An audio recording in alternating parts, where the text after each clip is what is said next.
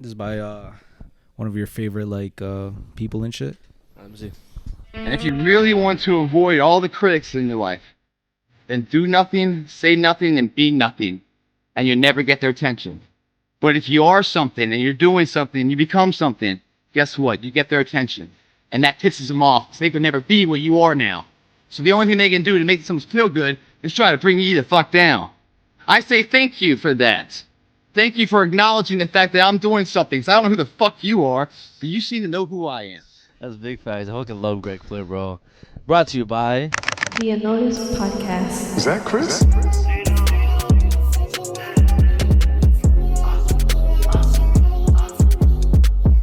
What's up, guys? Welcome back to the podcast that goes unnoticed. Welcome back to the spot. Don't make it hot. We love you, even though it's not hot. And welcome to episode 150. Shout out to all the listeners on Spotify, Apple Podcasts, Instagram, Facebook, YouTube, TikTok, and Patreon. Patreon's our own personal shout out in the end. And also shout out to all the new beautiful listeners right now. Wait. Oh, I'm starting the podcast right now? Yeah, bro. Yo, what the fuck? I I never know when you're like, bro, you don't say shit. Usually you intro. I started the podcast. But something that I realized recently. Okay. So my I realized that, I'm not gonna lie, when it comes to my future kids, they're cooked. Education-wise, if they ever ask me for any questions regarding like some problems that they have with like a quiz or like some homework or anything, only because my sister, she's in her sophomore year or whatever, but she showed me like this quiz review sheet that she has to do for obviously a quiz that she's taking. Geometry or some shit? I think it's geometry. Either geometry or algebra 2. I think it's geometry. Okay. So she showed me the questions and shit, and like I didn't even know what the fuck any of these shits meant or what the answers was, and I'm gonna show you the questions, and I'm gonna see if you could answer them, because I know the answers now because she told me what it is. Yeah, but I'm not gonna lie, I'm cooked. I'm gonna be honest, guys. I never really paid attention in school, especially when it came to math. I always shout out to Eamon, shout out to Ali. You always copied off. Shout out to Sean. I always copied off of my friends. I never paid attention, specifically math, bro. Yeah, math. I never fucked with math. But I mean, I'm not going, bro. Math doesn't determine how smart you are. Nah, it doesn't. That's low-key that might be a hot take for a lot of people, but math does not determine how smart somebody is, bro. Nah, it doesn't, because I remember seeing a quote.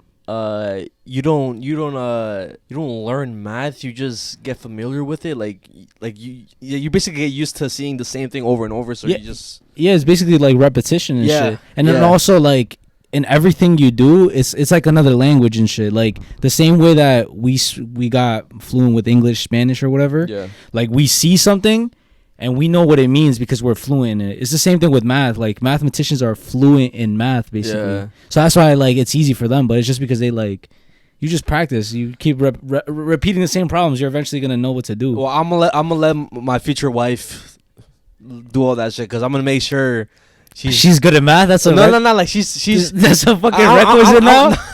No, I'm gonna be the one who's smart in like business and all that stuff. Yeah. And she's gonna be the one who's like book smart. She went to college, all that shit, bro. So she knows what she's doing. Well, I hope. What if the love of your life like is the same thing as you? Our kid is just cooked, but we just have to get him like a tutor or some shit. But read it out loud, because I know wait, which one? The first one. First question. All right. So point D is rotated about point M to image point D. If points D, M, and D1 are collinear, then which of the following must have been the angle of rotation? All right, bro. Like, this is what I'm talking about. Like, when they start introducing letters to math, like, what the fuck are you talking about? That's my downfall right there. But all right, do you want me to try to like solve this shit? Yeah, the first one, yeah. What the fuck? If point D, is there like a graph that goes with that, or no? It's just that you have to just draw your own graph. Oh, bro, we're cooked, bro. All right, like if point D is rotated about point M to the image of point D1,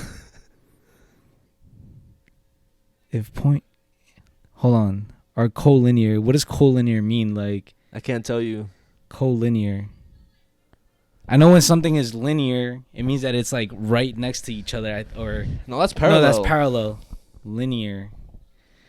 Then which of the angle of rotation?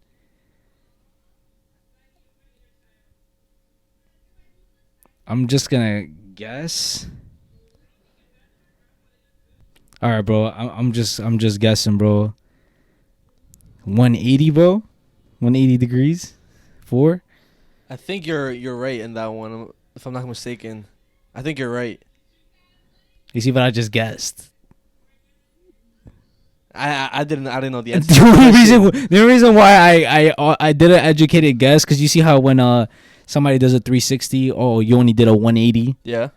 I was thinking like rotation, like it said rotating, so yeah. like I just. But all that shit is rotating, 45 degrees. That's all rotation. It just sounded better, the 180. Yeah, it just sounded like it made sense. That's the way I thought about it too. Wait, but am I right or wrong? No, I think you're right. Let us know in the comments down, like for anybody who's fucking taking whatever that is it geometry, algebra 2, whatever.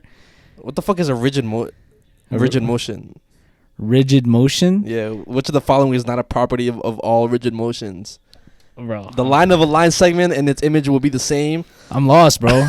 I'm lost, bro. Yo, I'm gonna have the questions up on the screen for all the audio listeners. If you want to hop on the video real quick, see what it is, or if you just hear what I said and you automatically know what the fuck I'm talking about. If you guys want to educate us real quick, because we don't know what the fuck collinear is, rigid motion, fucking all this shit, let us know in the comments down below if we're fucking dumb. If that was low-key, that was an easy ass question for somebody.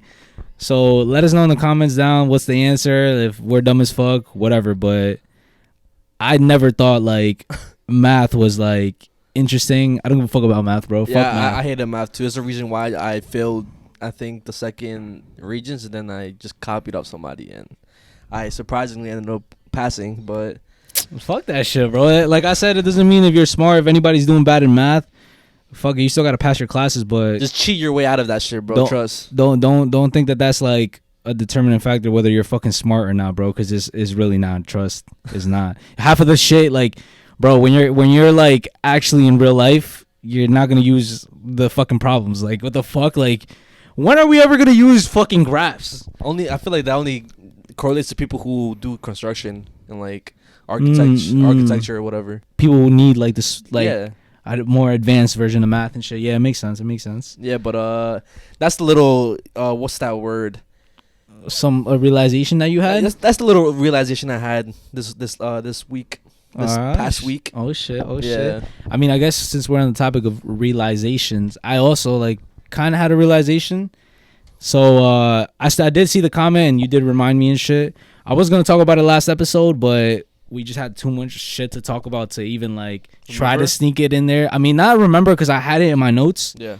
But I just didn't know how to just like randomly like I should have just said it in the beginning. Just boom, bro, just fucking say it. So basically, I came to the realization that I've been getting noticed a lot more, and it's becoming way more frequent, bro. Like to the point where it's like not on some like celebrity shit because obviously we're not celebrities. Like we could literally walk places and we're gonna be completely fine. Yeah. But everywhere, like for the past 2 weeks, 3 weeks, I've been somewhere and somebody has said something. I'm pretty sure you guys probably don't read the comments and shit, but somebody had said in the comments like 2 weeks ago, 3 weeks ago, like they saw me at a specific store. They saw me at Burlington. Okay. And I was there, and then I had a baby shower. I think it was a week ago. Mm-hmm. Had a baby shower, and then Abby's cousins, like friends and shit. I didn't get their names and stuff, bro, but shout out to like it was like 3-4 of them, and they recognized me. We were playing like this dumbass game. Like it wasn't a dumbass game, it was fun and shit. Yeah. Where like you fucking tie a balloon to your foot. Oh, and you have to walk on one you have to like basically pop the other people's balloons and shit. Oh, okay, yeah. And like while we were playing and stuff, one of them was like next to me and shit, and I was like, oh shit, he's probably trying to talk on some chill shit, you know, like we're fucking playing each other, whatever. It's like chill, you know. But he's like, yo, you're Clown Boys, right? You're like, I'm like, what the fuck? What do you mean? Yeah, I am. And he's like, yo, I watch your shit, I watch your podcast and stuff. I'm like, every single time somebody says that, it doesn't seem real. Like it seems like, especially on the island. Yeah, bro. It just, and guys, if I ever see you guys in public and I'm a little like awkward, it's because like I just can't. I can't grasp the idea that real life people watch our shit. You know what I'm saying? Like, you guys are real life people and you guys really watch our stuff and you guys know our names. You guys know like everything about us and shit. So it's like so much for me to like think of, and I don't know what to say sometimes. But I fucking love all you guys. And then shout out to Oscar. He's the one that I do remember. I wrote your name. I literally told myself I need to memorize your name, bro, because I did tell you that I was gonna give you a shout out in the next episode. But like I said, there was too much like shit that we had to talk about, so I couldn't fit like this fucking topic in. Yeah. But shout out to Oscar. He was in the McDonald's drive-thru. I was getting Julia a Happy Meal. Okay. And it was like a cool ass interaction, bro. Like at first he didn't like notice, but he's like, oh, like whatever, you had a 4-piece Happy Meal, whatever. And I'm like, oh yeah, bro. Like give him my card and shit. And then he was like, wait. And I'm like, oh shit. Here it goes again, like this shit. And he's like, yo, like you're a Notice, right? You have a podcast, right? And I'm like, yeah, bro, what the fuck I do? I'm like, you watch it? Like I always say the same shit every time, bro. I'm like, what, you watch it? He's like, yeah, bro, I watch that shit. And I'm like, oh, bet. So like next episode I'm gonna shout you out, bro. Keep an eye out for that shit. But you getting a shout out now. Shout out to my boy Oscar, bro. I fucking love you guys. Was he like legit or I mean, a little older? He looked young. He looked like maybe like 18, okay, 17, 18, 19.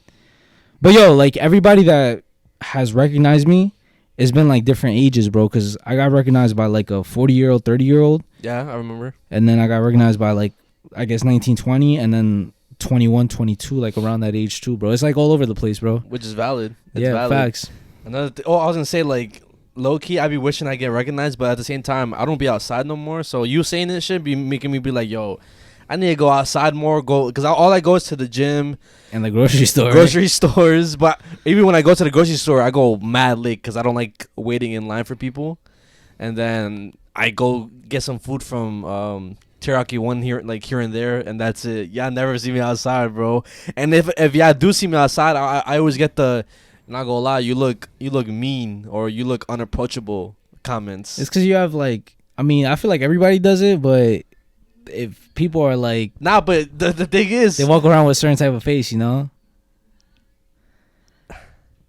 I mean, yeah, but like, all right, I definitely look more unapproachable than you though. From like my guess, because bro, what do you mean? You've gotten more people like go up to you. No, but like the Burlington one, they didn't come up to me. They just said it in the comments. You know what I mean? So, and then the other one, it was just kind of like they didn't approach. I mean, I guess the party one, but I don't know. I feel like they're not. It's like we just cross paths. Like it just happens. Okay. It's not that they're approaching me because like something would be like, oh, if I'm just walking. And then like they're in the distance and stuff, and they just come running like, yo, like yo, you're in this podcast and shit, right? But it's more like he was taking my order and stuff. So and then he realized it was you. Yeah, it was kind of like there was no other way. Like he just took his chance right there, bro. Yeah, you're right. Because I feel like it takes a lot to like go up to somebody and just be like, yo, like I fuck with you. Yeah, it does. Because when we went to the premiere and shit, the Venom one. Oh, we saw David Lade? David Lade. Yeah. And, like, bro, we know that motherfucker and shit. But it took us mad, like we didn't even do it. Yeah. Like, I was fucking shy. Like, I got, like, not starstruck, but, like, it's just, like, I don't know how to go about it. Like, and you don't want to feel like you're bothering? Yeah. Yeah. So so that's probably what they feel like, you know? Nah, that's true. That's true. I never thought about it like that. I literally just remembered about that moment. And David Lade doesn't look, like, weird or, like, dickhead or anything like that. It's just like an uncomfortable like thing to do and shit, like going into their space and stuff and like saying like, oh, I know you and shit. Nah, yeah. But yeah, another thing too that happened to me this week is I've been dying with my allergies. It's been killing me, bro. That like 3 days ago I couldn't sleep because my eyes were fucking itching. They were bloodshot red. What the fuck? My throat was itching, like I do the fucking noise. I'm not gonna do it on camera, cause like, well, I'll do it, but I'm gonna go from a distance. I do that shit, and like that's the only way that I could like ease the fucking itchiness in my throat. And then my ears would itch. Everything was just like fucked, bro. And then I just couldn't sleep. The fucking my room was hot. It was just all over the place, and I was just like, yo, gosh, bro. I would like fucking kill myself, bro. And fucking Allegro doesn't even work on me no more. The fuck? Did you like become immune to it? Like low key, or maybe I just need to take more of it, or I gotta take Maybe just to take Benadryl because I haven't had that shit in mad long. So different type of also like what's the other one? Zyrtec. Oh, I forgot about Zyrtec. Yeah, Zyrtec, Benadryl. I think Zyrtec is probably like one of the strongest ones, if I'm not mistaken. Yeah, yeah. I mean, thank God I haven't had to like take any like. Yeah, you lucky motherfucker. Allergy, bro. But I'm, bro. I have allergies, bro. But it's not. Well, from what I've seen, it's not as bad as mine.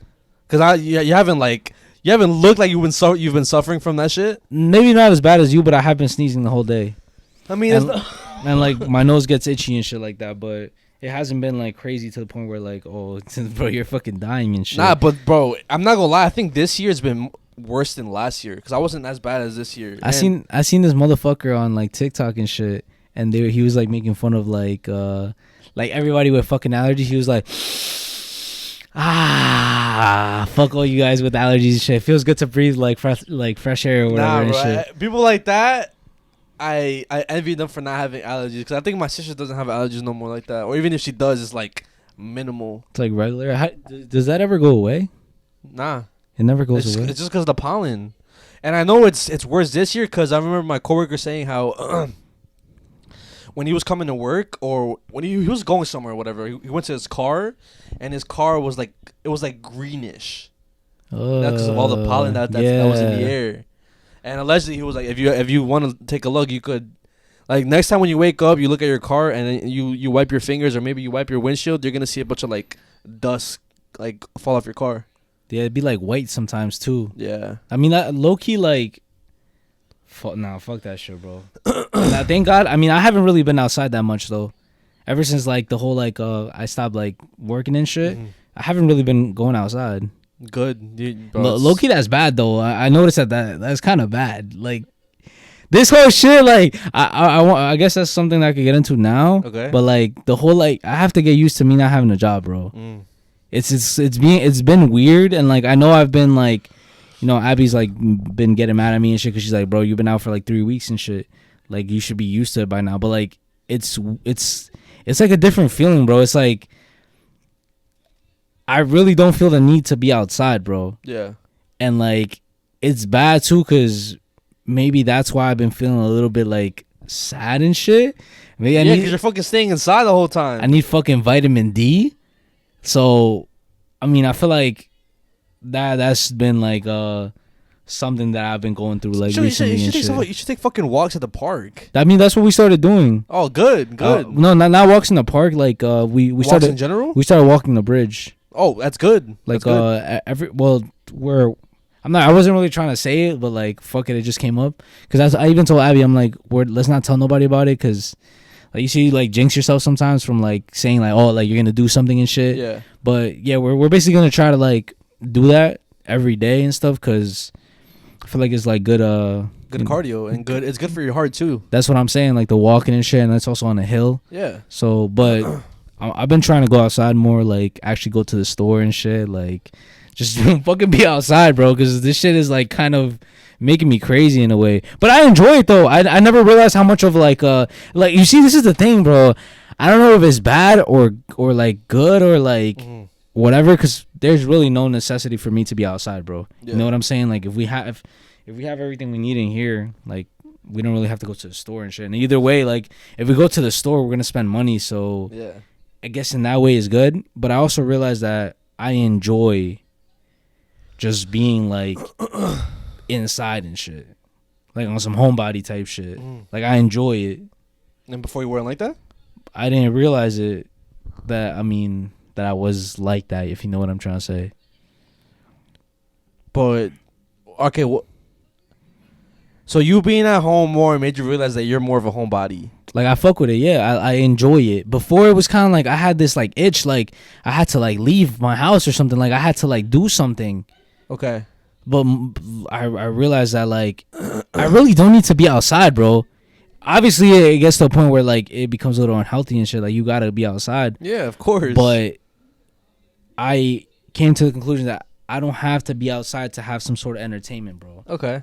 Because if I was home, like let's say, I feel like it was just because like, oh, like I was at work and that I felt like that was my whole life. Like just work, come home, sleep, work, come home, sleep. Mm-hmm. So it's like now I'm like, able to basically just enjoy my alive time. Like I'm just like even just watching TV is like, all right, bro, like I could enjoy this without feeling like fuck, like, you know what I'm saying? You know what I'm trying to say, bro? Or am I just yapping? No. I know what you're saying, but at the same time, just don't get too comfortable. I mean, that's the thing, though. I feel like I was Okay. I was like the first 2 weeks. I feel like I was getting a little too comfortable, and it was only because like my sleep schedule got fucked up. Okay. Because like since I felt like I didn't have to wake up the next day, I could stay up as late as possible. Mm-hmm. But then like I would wake up late the next day, and then it would ruin the whole routine of the next day. So now it's different, obviously. But like the first 2 weeks, I was just getting used to the whole like, bro, you have to like go to sleep. And it's not because like, oh, like I have to wake up early the next day. It's just because there's stuff to do, you know, that I have to do the next day. Like, yeah. But yeah, that's the only thing that I was getting like fucking me up and shit. But now you're good? It's better now, yeah. Okay, that's good. But the next thing we could talk about that we did, that we went to go see. Yeah. We went to go see Thunderbolts. And if you haven't seen the movie yet, spoiler warning right here, because we're gonna talk about a lot of spoilers. Well, I am. I don't know if you're gonna get into it too, but we can talk about it. But spoiler warning right here. You could click to this timestamp if you want, or if you don't care about being spoiled and you're still gonna watch the movie, you could right ahead. You could listen right ahead. But I'm gonna start off by saying this movie brought my hopes back up for Marvel, because it's been really, really down since. I don't think I've been hyped for a Marvel movie ever since, I'm gonna say, Deadpool and Wolverine. But even then, it wasn't like I rewatched those movies and they're entertaining, like even like Spider-Man, but there wasn't a what's that word? Cohesive story since like Endgame, Infinity War, all those shits. Like movies leading up to something. Yeah, because it's just been straight just cameos, fan service. This shit had no cameos, no fan service. It was just a good story, good action, good CGI, and good acting. And I fuck with it, bro. I'm gonna say right now, that shit was peak, and it was a 9 out of 10 for me, bro. Yo, I'm actually surprised. I was actually surprised with your guys' rating, you and my brothers, like saying that it was a 9 out of 10. And I mean, I'm not saying that it was ass or like anything like that, because it's definitely like it surprised me. Yeah. Because obviously you guys know, and like even you know, like that I love like action movies. I love when like there's some crazy shit going on, obviously. Yeah. And I thought, because it's the same shit that happened with what's his name? Captain America. Okay. Because I don't really I don't like characters like that, bro. Like street level characters, and specifically like somebody like Captain America who doesn't have like powers and shit like that. It was kind of boring to me. Okay. So I thought it was gonna be the same thing for this one, but honestly, it surprised me. The whole like, I feel like the character development of everybody and shit, and like how everybody had their. The thing I love the most about that whole movie and shit, I guess spoilers ahead now, is like all the shit that they had on like themselves and shit. Like the trauma? Yeah. Like that was my favorite part about it. Is like you see these heroes and shit, and then like they still have their own fucking baggage, bro. They're still either pieces of shits, or they have like gone through a lot of like traumatic shit. Yeah. And like now I think I enjoy that more. Like the street level motherfuckers, or just if it has a good story, bro. Okay, yeah, I agree. But if it doesn't have a good story, like Captain America, yeah, I really can't like enjoy it and shit. Of course, I definitely agree with that. And well, not only were they superheroes that had baggage, they were bad people. They killed people. They were assassins before. So yeah. It also was a what's that word? Redemption? No. It was also pretty cool, the fact that we could see what led up to them being pieces of shits. Yeah. Like, Walker's, him ignoring his son, and then his wife leaving, his wife taking his son, leaving him because of how piece of shit dad he was. Yeah. Elena being into the whole Red Room shit, like she had to kill a innocent girl for like a mission to be proven for something. Yeah. To the Widow Project, I think that's what it was. And then yeah, basically to be that, like to be a widow. Yeah, Bucky. with the whole Winter Soldier program. He was brainwashed. Ghost. I forgot. Oh, Ghost. It was her fault. The fact that her dad died. Red Guardian. The fact that he made Black Widow and Elena into like these assassins. Yeah. And overall, like, I just found it cool. But I didn't really care for these characters in the beginning. I just looked like when I saw the trailer, it looked like it was gonna be a good movie. Yeah. And the only thing I knew about these characters was previous projects from like Black Widow. I didn't really know too much about Walker's story, Ghost, and Taskmaster. I really. But I think for some of them, if we watch the shows. Yeah. But that's what I'm saying. I didn't watch the shows or anything. That's why I didn't really like know too much about it. Yeah. But I kind of had an idea because I do know like Walker. He ended up like killing somebody in broad daylight, and like that's why he was the evil Captain America and shit. And he got his shield taken away. Exactly. Yeah. But I care about these characters, bro, and maybe it's just the good acting. Maybe it's just like I don't know what it was, but. Bro, I actually fuck with the characters. Like it reminded me of like Guardians of the Galaxy, bro. Like random characters that got together that you don't know nothing about their backstories, and now you're cool with like they're cool. Like you're rooting for them now. Yeah, bro. Shit. Like I'm not gonna lie, bro. That movie had me in tears like 2 times, which surprised me too. Wait, what parts? I wrote it down. I think 3 times actually. Damn. Like I didn't fully cry, but my eyes got watery. You emotional and shit. Yeah. Shit. I'm not gonna lie, that's how you know if a movie is good or not. Hell yeah. I teared up when Elena was talking about being alone, like not having a purpose in life. How like her routine is literally just like, oh, she eats, she works, she goes home, but like she's still fighting, or she's not accepting the fact that her sister Black Widow is dead, and like that whole emotional scene got me like teary eyed when she went into the void, and then Red Guardian was like, "No, Lena," like he thought that she was gonna die. Yo, that was a crazy scene. And then also when Bob, when he was fighting himself, the void, and then everybody came to hug him, bro, that shit got me teary eyed. Yeah, that's crazy, bro. I'm not gonna lie, me and my brother are fucking 2 immature like motherfuckers that like. When we saw that scene, like we were just like, oh, the power of friendship. But the thing is that like I was thinking the same thing too, and a lot of people were saying how like it's like, yes, Sentry was defeated by the power of friendship, but it works in this context though, because like in Captain America, Red Hulk was defeated by the power of friendship. Oh yeah, like this is where like I used to take my daughter and shit, but it didn't work. It was like it seemed forced, but this shit. It worked because like the movie was about fucking like depression, getting over your traumas and shit, and like working together. You know what's crazy too? That we're gonna get a little bit. I guess it's gonna be another topic. After we get through this, that they released it in mental awareness month. Yes, I didn't even know that. Yeah, bro. May is mental health awareness month. Oh, I didn't even know that. So it's crazy the fact that I feel like that was planned, maybe. Yeah. Because it makes sense, bro. Because a lot of the whole like. You said the story was getting over your traumas, and then also how like it might. I feel like what I got from it, and they said it too in the movie and shit, is like, you know, when you're with somebody else or when you have your friends or people that even care about you and shit, it might not make your shit go away. Yeah.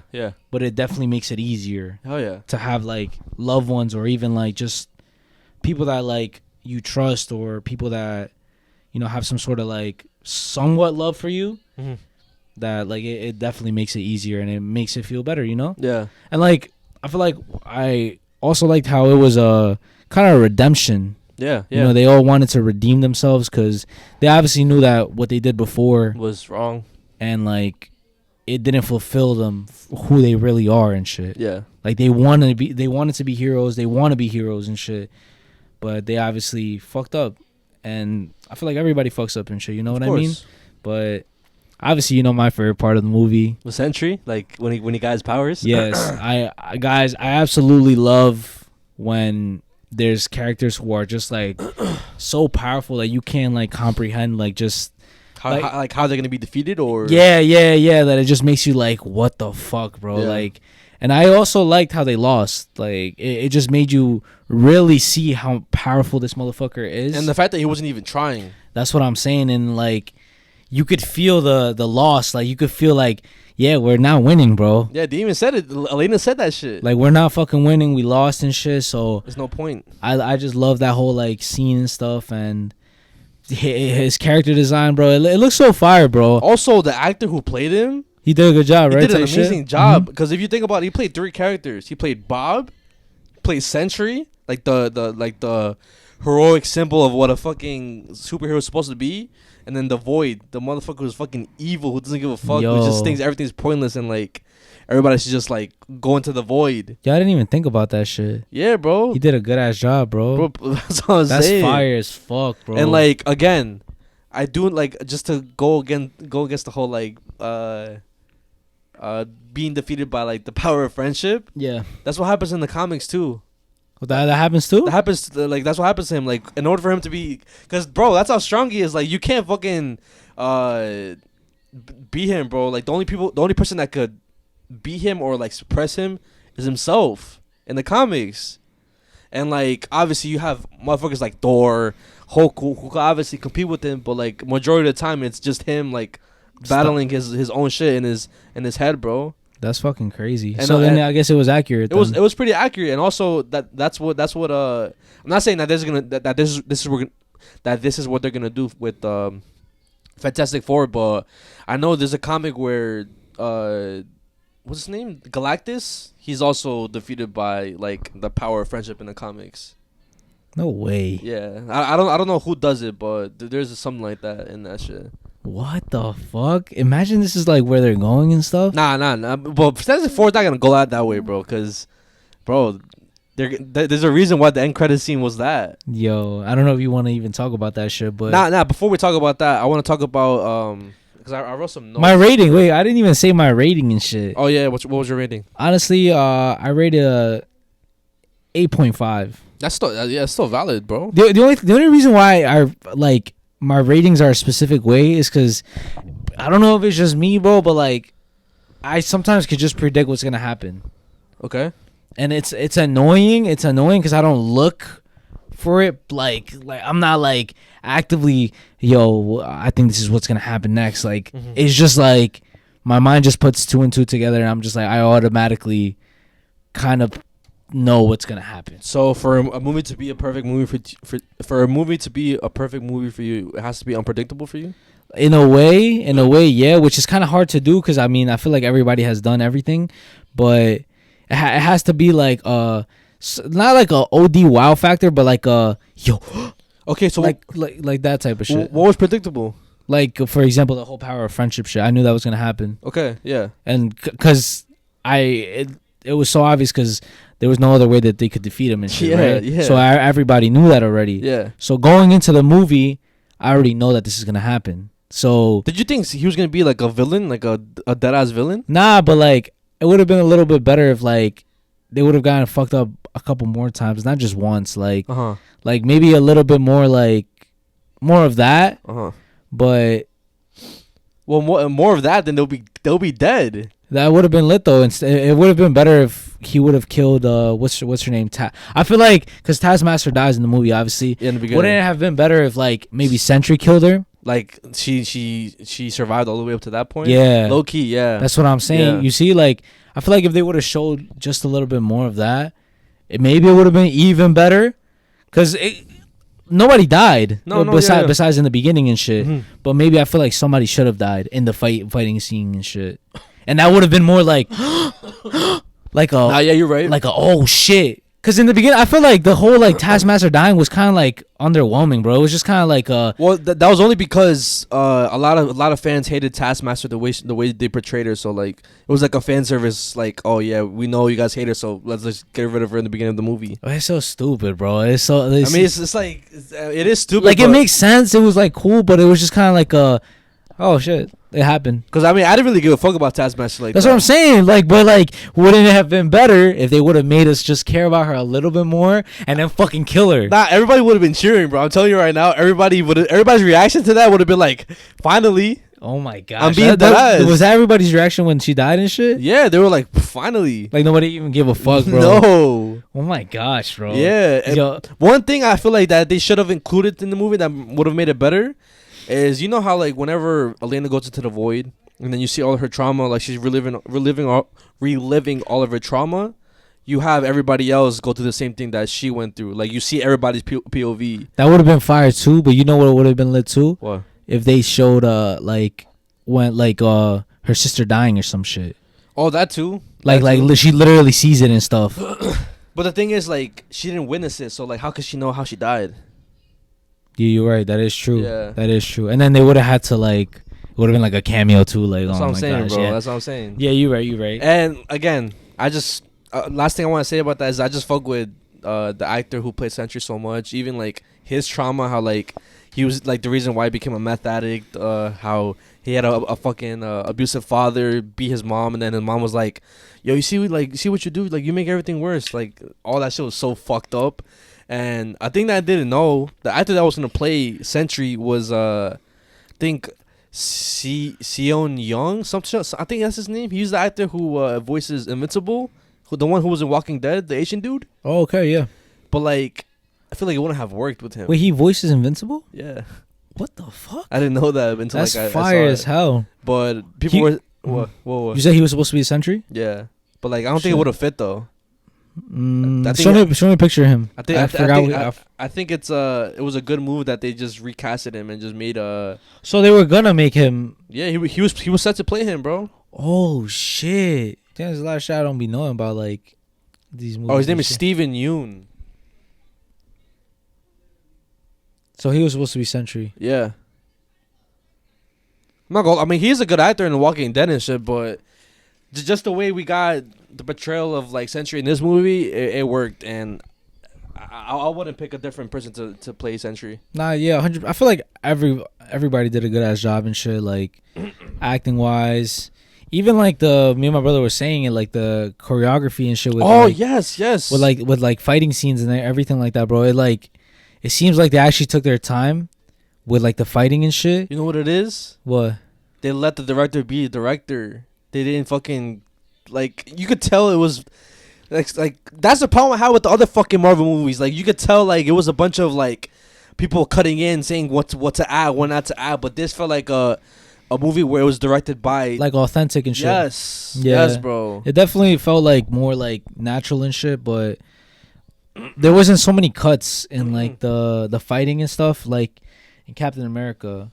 Even like some of the fights where he's just fighting regular people and stuff, it felt weird. Yeah, there was so many cuts. Yeah, and like I feel like more CGI, and like this was more like you could tell and shit. Like practical? Yeah, which I fuck with the most and stuff. Even the whole like fight with Sentry, even though like obviously there was CHI, what the fuck? CGI added because of his moves and stuff and like what he was doing. But it's still like it was fire as fuck. Bro, the beginning of the movie, Elena deadass jumped off the building. I saw that shit, That's bro. Crazy. Like I think that's the second tallest building in the world or some shit like that, which is fucking fire.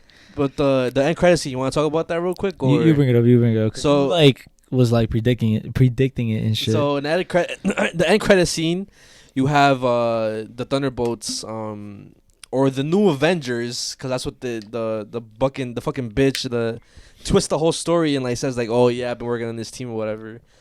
But you have them in the Avengers Tower, that's either the old one or the new one, but they're in the Avengers Tower. They're just like doing banter with each other, and then they get like a notification saying how like a spacecraft has entered the atmosphere. Interdimensional, some shit like that. Yes, has entered the universe or space, some shit like that, and like they get a video surveillance of like what the spaceship looks like, and it ends up being the Fantastic Four spaceship, which I told you guys. I don't know if I said it on the podcast, but like if I did, then I'm gonna say it again. Galactus definitely destroyed their universe, and they found a way to escape the universe and come to our 616 universe. Timeline for help type shit. Yeah, bro, because that's the only way that they could defeat that motherfucker, bro. I kind of like I could predict the dialogue a little bit. Maybe it's kind of like like obviously we can't save this, but we could try to save the multiverse or some shit like that, or like the other universes, because this is definitely not gonna be the only one. And then that's when they like travel and shit, and they're like, oh, we could get some help and shit. That's gonna be so crazy. You know, it's gonna be so crazy because I saw like recently, it was kind of like a slideshow thing of like the cast chairs, but it was like it was like the actual characters, bro. And I'm like, yo, it's gonna be so crazy seeing all these people on screen with each other. Yes, that it's gonna be more than just a fucking cameo, bro. Like, we're gonna see them interact and like an actual like, because I feel like when they were doing cameos in the other one, it's like it's a specific way they do the cameos and they film the cameos. It's like, all right, bro, this is like a cameo. It's not like literally in the movie. You know what I'm trying to say? Yeah. But like, this is gonna be more like it's like part of the story and part of the movie. Like, it's everybody's gonna be in it. Yeah, it's not just like they're in it just because they're in it. It's like there's a purpose why, and like it's gonna seem like fire, bro. Because, bro, imagine like this whole time we've watched all these movies growing up and shit, and then we're gonna see all our favorite characters just on screen with other favorite characters, and like, bro, I feel like all the nerds, bro, even us, we're fucking nerds. We're gonna have like, we're literally gonna fucking orgasm watching this shit, bro. Like, I'm calling it right now. if it doesn't come out next year, it comes out 2027, and it's gonna be 3 hours 30 minutes long. Yo, and I don't give a fuck. We're going on release day, bro. I do not give a fuck what day it is, what we have planned that day. We're going on release day. We have to, bro. Like, I don't give a fuck, bro. We're getting tickets like early when they're available. Yes. As soon as they're available, because I know that shit's gonna go like this, bro. Do you want to do IMAX or Adobe this time? Because I fuck with Adobe the way it's how loud it is. It's just like the only reason why I would do IMAX is because there's more people. And like part of my like the reason why I like going to the movie theaters is because of the reactions and stuff. That's the only thing that's different. And like Dolby does have better. We're talking about like AMC like theaters and shit. Yeah. But the Dolby theater does have like better seats. Like, is the audio sounds better. But the other one, I think it might be a bigger screen in IMAX. Yeah, it is. It's a bigger screen and then more like people. All right, so we'll do IMAX then. I feel like it's gonna be fire, bro, and so many people around us and shit. And I hope, bro. I'm praying we get a good ass crowd, bro. If we get a good ass crowd, this is gonna be like on some like Endgame, Infinity War type of feeling. We need that, bro. Did you have a good crowd for Star Wars? Yeah. So if you want a good crowd, we have to go to New Jersey Gardens, because bro, it was valid. It was proven that it's valid. We saw Spider-Man movies and they were all good crowds. I'm not gonna lie, you might be right, bro. We'll have to go for there just for that movie. Unless we go twice. There and then the island. Fuck it, I'm down, because I mean I'm gonna want to watch it. That's over what and I'm over, saying. bro, That's what I'm saying, bro. I think we're gonna have to, bro. Fuck it. It's gonna be one of those movies where we watch like maybe even 3 times. I watched Dune like 3 times, bro. 3-4 times. God damn. In the movie theater? Yes.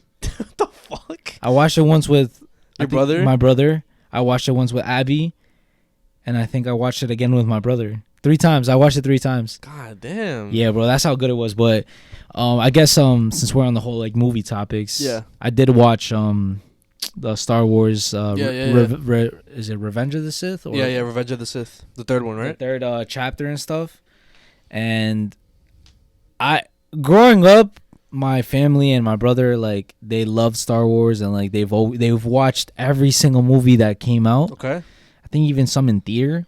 I think we went to the movie theaters for some of them, but I just don't remember. Or maybe maybe we didn't, because I think I was too young. Okay. Or maybe I didn't even exist. Maybe.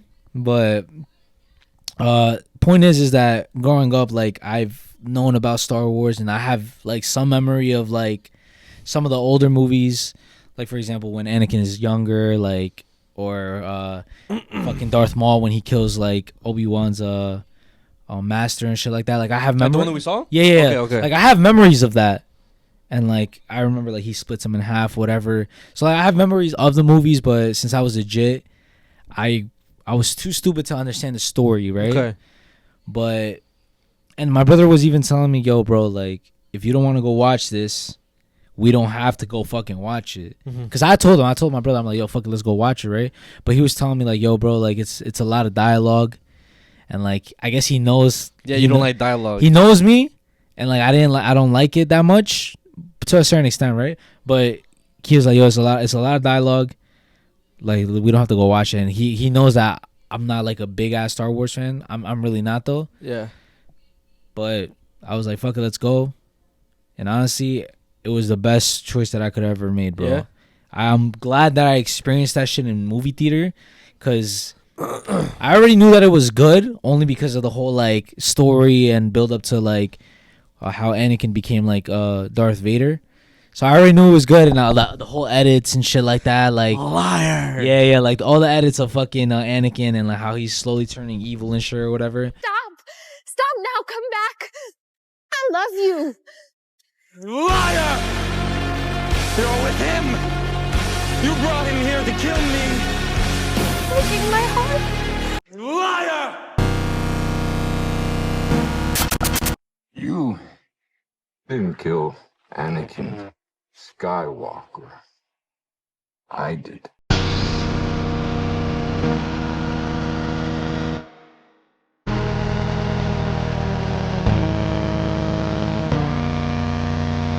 I loved it, and honestly, bro, I feel like Star Wars, for those movies, was definitely ahead of its time, bro. Like the way everything looks, I hate bad CGI, but it wasn't bad. And it came out in the 90s, right? And it's old as fuck, yes. And it's crazy too, because a lot of the things were painted too, like a lot of like the background and shit. Like it wasn't no like green screen and shit like that. Is? A lot of it was painted. Like I'm pretty sure there was you see when they race, like the racer, I think that's when Anakin's still young. Okay. The crowd, I think, is just like toothpicks painted, or like Q-tips painted and shit. God damn. So it's like a lot of shit is like practical, but like the fact that it's practical and it looks like that makes it 10 times better. 10 times fucking better, bro. And like I feel like before, like recently, I've been noticing that people actually care about their films and stuff. Like for example, Sinners, and now recently with the Thunderbolts shit. Like I feel like people are like directors are starting to care again about like the movies and shit. And that's why we feel like it's like fresh air, bro, because we see the authenticity like before, back in the days, bro. Yeah. Like for example, like I said, the Star Wars movies, and then I seen this fact how Lord of the Rings, I know you don't like never like watch anything like that, but only like a few like clips here and there. So like in that movie, right, there's these characters, they're elves, The main characters, like some of the main characters, okay, but they're elves, right?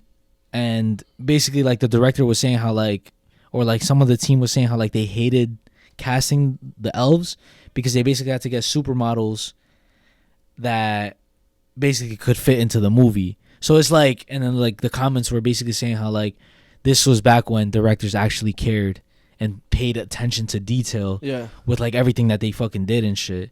So I just basically want to say like I just enjoy like when people actually care about their fucking movies and shit. You think it's directors finally caring, or is it studios not getting involved in movies anymore? Maybe that's what it is, bro. Because I feel like every director cares about their craft. It's just the fact that sometimes the studios don't really let you be creative. They want you to do They want you to do things a certain way. Yeah. A good example is like the Amazing Spider-Man movies. How Mark Webb, there was a lot of deleted scene in those movies that he wanted to put a lot of stories to like the villains to give them more depth, but like the studio was like, nah, cut this shit out. Like if you want, you can have it in deleted scenes, but we want it this way and shit. And that's why like some people didn't really like those movies. So maybe it is just that then, the studio like getting out the way and just letting them do them and shit. Because bro, from like whenever Endgame finished, and then like we got those other movies, Multiverse of Madness, I think Captain Marvel movie. It was all the shows.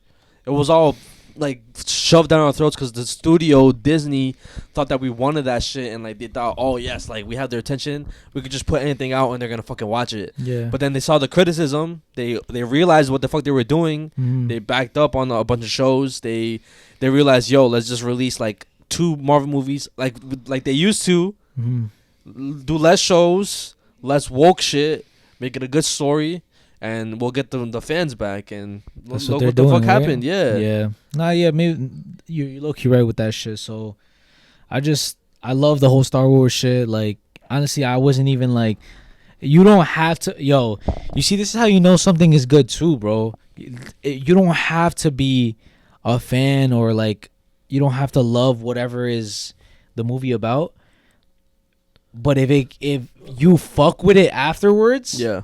that's how you know it's a good ass fucking movie, bro. I agree. Because I even told you, bro, because you say you don't, you never talk like, never even watched Star Wars or anything like that, so you didn't want to go. Yeah. But like, it was so good that even if you haven't seen shit or you don't know any of the fucking characters, I would fuck even with if you didn't watch the previous movies, Yeah. you still would have fucked with it, bro. That's how good that shit was, bro. The acting was a little like funny. Because it's like back then. I'm not gonna lie, yeah, it was a little funny. No, specifically with Anakin, like even back in the day, like he was getting a lot of criticism because of his acting. Okay. And I see it now. I wasn't looking at it as a critic, but like I did see a little bit. It was a little bit like weird, like still the dialogue, like Okay. like you see like for example, if you say a line right now, like there's no way, like it's like Okay. it sounds like you're literally reading it off a script. Okay. Type of shit, right? But, Robotic? Yeah. Okay. Basically, like no, like bland, like no emotion. yeah. So Okay. I did see that a little bit, but I wasn't really like focused on that. I was just enjoying the whole thing, but it was just fucking fire. That's it. That's valid. It bro. was fire as fuck, bro. And I feel like they should start releasing more, which I guess they are, but they need to start releasing more classics in the theater, bro. Well, I mean, this year's a good example of that shit, cause talking about like old movies. Old movies, bro. Oh, okay. Old movies that people like our generation didn't get to experience, bro, because people experienced this shit in theaters, bro. You know what I want to experience in theaters? What? The original Hulk movie. I'm saying, bro, like I know what you mean, bro. People got to experience that. Yeah. People literally, bro, they got the ticket. They got that whole shit, bro. They saw this shit, bro. Yeah. And we didn't get to experience that because we were too jids. Well, yeah, you're right. Well, I'm glad they're doing it because I feel like I don't know, since maybe they've been doing that shit, but like it just sparked it off whenever we went to go see Spider-Man. Yeah. And then we realized, they gotta do this shit for everything, bro. That's what I'm saying, for everything, bro. I know they did it for Harry Potter. We missed it. But they should even do it for Twilight. I don't know if they've done it already, but I'm not even gonna lie, bro. I would watch it. That's low key one of my guilty pleasures, bro. I'm not even gonna lie, bro. Growing up, I've watched all the Twilight movies and shit, so I would fucking watch all of them. Me too. Not gonna lie, yeah. Which is mad weird and stuff, because growing up, like it would only be like bitches talking about this shit, like girls, women, whatever, talking about this shit, like like Team Jacob or Team Edward. Yeah. You know, and then I would just be there like low key, like Team Jacob, bro, like. And not on some shit like where I think they're fucking attractive and shit, but it's like, I thought the wolves were cool or whatever. But yeah, I would want to experience that again. I mean, also, I know you were talking about this with your brother too. I think how movies are back this year, especially, bro. You mentioned how there's back-to-back good movies. Yeah, for like a good 3 months, 4 months, and also movies that like you wouldn't like. For example, the F1 movie. Yes, yeah. I don't give a fuck about racing, like Formula 1, bro. But it looks good. It looks good, and then like, I guess now I know what my brother is talking about when like studios use actors for like attention, because I guess it is true. Like if you see a certain actor, you're like, you know what? I think I want to watch this now. Because he's in it. Because the guy, I don't know his name. Which one? The guy from Snowfall.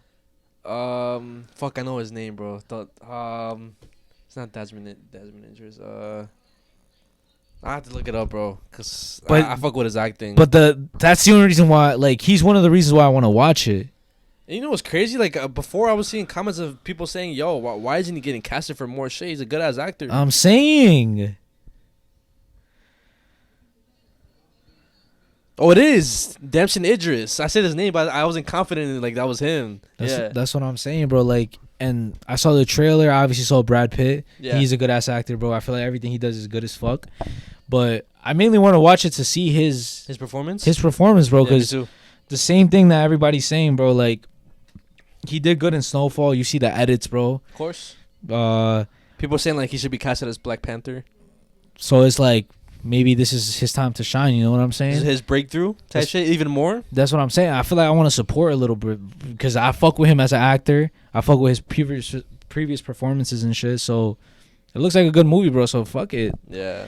But you got that movie. You had Sinners. Mm-hmm. You had Thunderbolts.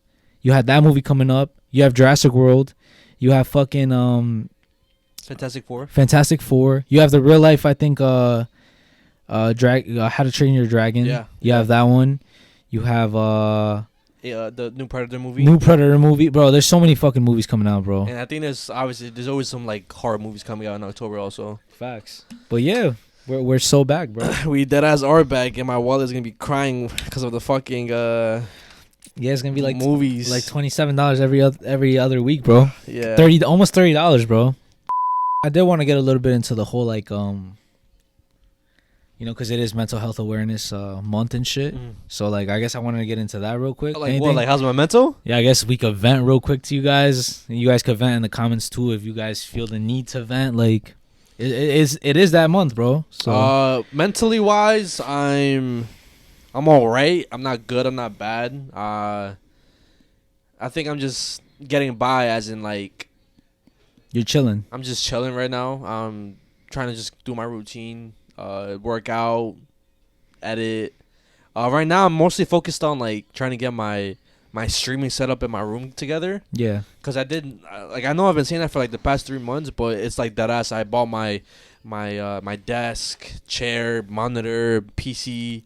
It's just a matter of fact of like just rearranging everything and putting everything together, and making my room presentable for stream. But I just my mind has just been on that because I've been excited to do that shit. Like I always watch a bunch of streamers and I've always wanted to do it. So it's just something like new to get out of my comfort zone. Yeah.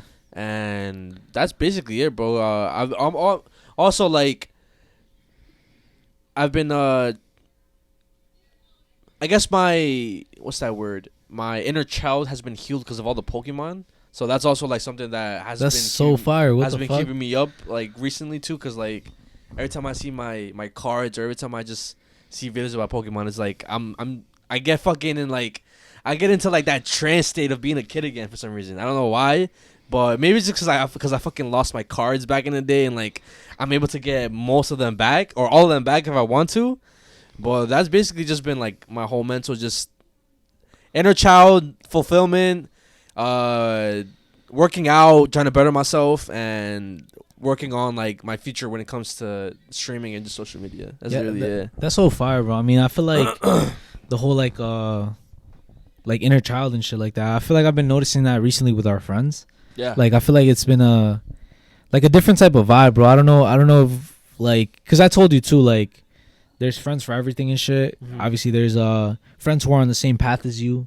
Like for whatever like your career and shit like that, and then you have friends who really just like are, it's like the equivalent to comedic relief in a movie. Like, oh yeah, they're just there, they're not just there for that, but they're there to make your life feel like lighter. You know, like, and I've been realizing that recently with our friends and shit, and I absolutely love our friends, bro. Like I feel like me too, motherfuckers could really just like be vibing and shit, and I really like, you know, because obviously it's important to worry about your life and like think, oh, what am I gonna do in the future? What am I gonna be doing? Like, what's my next step? What's like, I gotta better myself. Whatever, you know what I mean? Work. Yeah, but it's very, very important to have the whole like chilling with just your friends. Yeah, and it's not really chilling, you know. It's not just like you're really not doing anything. At the end of the day, bro, your mental health. Is literally like that. Your mental is literally the pillar of who you are, bro. And if you're not right up here, everything else is fucked, bro. Yeah. Think about it, bro. When our energy is down, the episode is trash. Our episode's ass, and it could be something to do with our mental health. You know what I'm saying? So it's like, even though people love to say all the fucking like, grind, all those motherfuckers. What do you even call them? Red pill. Whatever, all the people like the coaches or life coaches and shit who say, nah, bro, you gotta like lock in and shit, whatever. Yes, of course, you have to lock in and you have like to. The David Goggins motherfucker. Yeah. Like I get it, you know, but you need that in the beginning. I feel like you need that type of mentality in the beginning when you're trying to get yourself out of these bad fucking habits or you're trying to kill your old self. Yeah. I get that. But it gets to a point where you need to take care of yourself as well. You know, and taking care of yourself as well as having free time. You know what I'm saying? You need that time to like just have authenticity around you, have some sort of love around you. Because if you don't have that, you're going to turn like that motherfucker Sentry, bro. You're going to turn into this person who thinks everybody else is like fucking out to get them, or everybody else has no type of love for them, and it's just because nobody, like, they're not around people who love them and shit. I agree. You know what I'm saying? So it's like, that's one thing I realized and stuff, and I feel like it's very important and shit.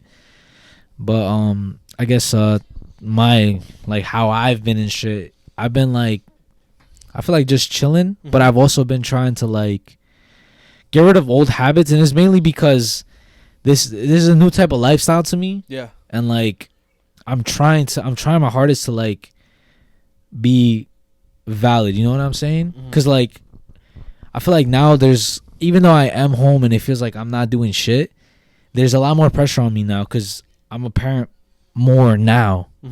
Like I'm literally like from the moment I wake up to the moment my daughters go to sleep, like now I don't have like that time where I'm not with them. I'm with them now all the time, besides like when Julia goes to school. But basically what I'm saying is like I'm basically getting used to that, like just being a parent like all the time now. Okay. You know, like and just like trying to like get into the habit of me telling myself that I have to basically do stuff, like, you know what I mean? Just something like that you got to get used to and shit. But yeah, I mean, I've been pretty good, besides like some other shit that I've been going through. Just like me, it's basically kind of me finding myself, like a inner fight with yourself. Yeah, it's like an inner fight, you know, because I sometimes feel like I don't know if my personality is like too much, but I shouldn't feel like it's too much. Yeah, I should just embrace who I am and shit. And it's been a little bit of a battle, like trying to embrace that, because before when I tried it, it kind of backfired a little bit. But maybe it's because I wasn't like mature enough, or maybe I wasn't wise enough to like really be my authentic self without being like cringe. Okay, yeah. You know what I'm trying to say? Because before I tried to do it, and it just came out like in a stupid way, like I was just being stupid as fuck, not really being confident, being more arrogant than anything. And like now I'm just embracing like who I am and shit, and like yeah, like I feel that's what I've been like going through and realizing and shit. That's valid. And like, so overall you would just say you're kind of mellowed out, you're not like, again, bad or good? Yeah, and I feel like it's also been because like I lost touch with like, I feel like God a little bit. Like the past like months and stuff, I wasn't really paying attention to that. But now you are? I feel like I am now. Like I be praying and stuff, guys, and like I feel like I need that in my life. Okay. Cause I feel like when I stop doing that, my life just goes to shit, bro. And like, and I don't know if it's like some like superstition or whatever. Nah, it's not superstition. But like when you really like when I start doing like that, I don't like be appreciative of what I have, and like it's like my life just like turns for the worse, bro. So it's like I feel like I'm praying more, I'm appreciating what I have more, like I'm saying thanks, and like I love my life and shit. So it's like I'm being more like that, and I feel like me, like how I feel is been better type shit. It's valid. Yeah, but yeah, let us know, guys, in the comments how your guys' mental health journey is going. We would love to read it, even if we don't like say it on the podcast. We'll read it offline, and we'll comment back, of course. But yeah, I feel like everybody always needs to just let shit out. Maybe if you don't have anybody to let it out with, you can just let it out in the comments, and then maybe other people like our supporters, they're coming back to you. We're a family here, bro. Like, and everybody here could just talk to each other. Of course. And also I want to get into something real quick, like how like now I really understand the whole, like, if you guys ever watched the movie Good Will Hunting, in that there's like a bunch of clips about it, like It's Not Your Fault audio. Yeah. I understand it now. Like 100% understand it now. It's not your fault? Or yeah. Okay. Because what he's basically saying is like, put your guard down. Mm-hmm. That's what he's basically saying. You know, put your guard down. What everybody else did to you is not because you are a bad person. It's not because you are really what the fuck they did to you. Okay. For example, if anybody went through some bullying or some shit, or if anybody went through like A breakup, or like some abusive shit or like anything like that, it's an external thing, bro. You are a victim, bro, and it's okay. Yeah. You know, it's okay. It's okay that you like. It's not okay that what happened to you, but you like it's not happening to you anymore. Mm-hmm. And it's okay that like, you know, like you were maybe defenseless at the time and you shouldn't blame yourself for that. Or maybe you were dumb at the time, but you shouldn't blame yourself for that. Because shit happens. Life is a piece of shit, and it sometimes takes advantage of people.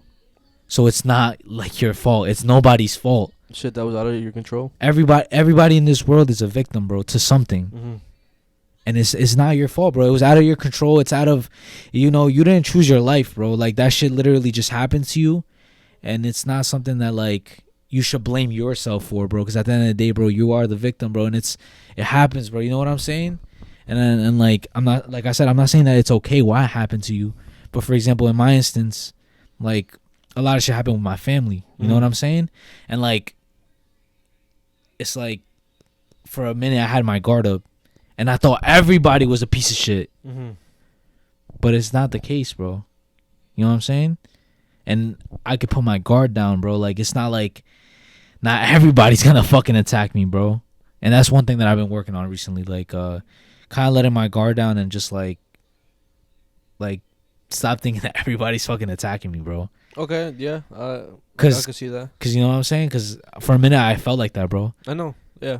And everybody, bro, like everybody, my friends, like Abby and shit, like my family too, everybody, bro. I felt like motherfuckers were just on my back, and it's not the case. So, yeah, bro, like that's one thing that I've been learning and shit. But it's not your fault, guys. Facts. It's not your fault. But the next thing I want to talk about, just to kind of lighten the mood. Facts. I want to make you guys laugh, and I want to see you get triggered. Oh my gosh. So, yo, I'm fucking hot. So, recently there was an audio that went viral on TikTok. Yeah. And it's regarding cheating. So I believe the guy that the girl cheated on. Oh my gosh. Her boyfriend with sent the guy, like the boyfriend, the audio. Video? It was an audio. I want you guys to hear this shit, and bro, like, what? And like I want to see like what would be your reaction to it, bro?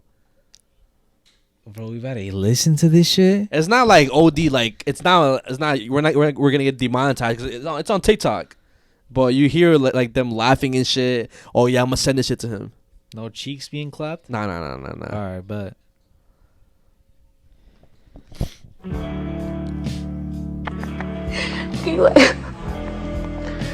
Who pussy is this? Why you laughing? Why can't I'm finna send this too? Why you laughing? Like on my hair.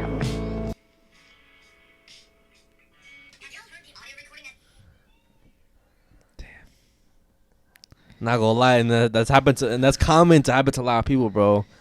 And me personally, I think after that, I wouldn't give up on love, but it's kind of like, damn, bro, like did y'all really have to do that fucking shit, bro? Like it was kind of unnecessary, bro. I feel like, damn, bro, I don't even know what I would do, bro. Is it worth the crash out? Because sometimes I'd be thinking about it. Is somebody cheating on you, and then you getting mad about it? Is that really worth it? It's not, bro. It's not. Obviously, it feels good for the moment. Like, yeah, I'm about to crash out. I'm about to fucking example. Oh, this fucking an extreme example. Oh yeah, I'm gonna kill this motherfucker, bro. I'm gonna show him. Y'all should have messed with me, bro. Like, but at the same time, is it worth it? I feel like it's like, I mean, I obviously like what I want to say that I would do and shit. Because I mean, I don't know what I would do in that situation because I'm not in that situation and stuff. But I feel like I would take it as like an eye opener. Mm-hmm. Like, this person is obviously this type of person and shit. And I know that there's so many other people out there. Yeah. So I'm just gonna, this was basically a sign, bro. This is a sign. Yeah. This probably has been happening for a minute. And it's just finally fucking, I guess, yeah, thank you to that guy, bro. Like, he showed me who the type of person that I'm with. Saved you from a hoe.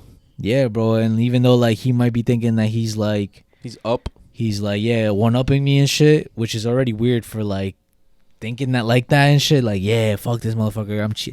I'm fucking his girl and shit. Like, I'm like, people are weird who do that and stuff. I can't believe there's, like, fetishes like that, bro. There's people who fuck with that shit. Which is honestly mad weird. Like, why the fuck do you get, like, some sort of high from, like, bro, there's so many other fucking girls out there and shit.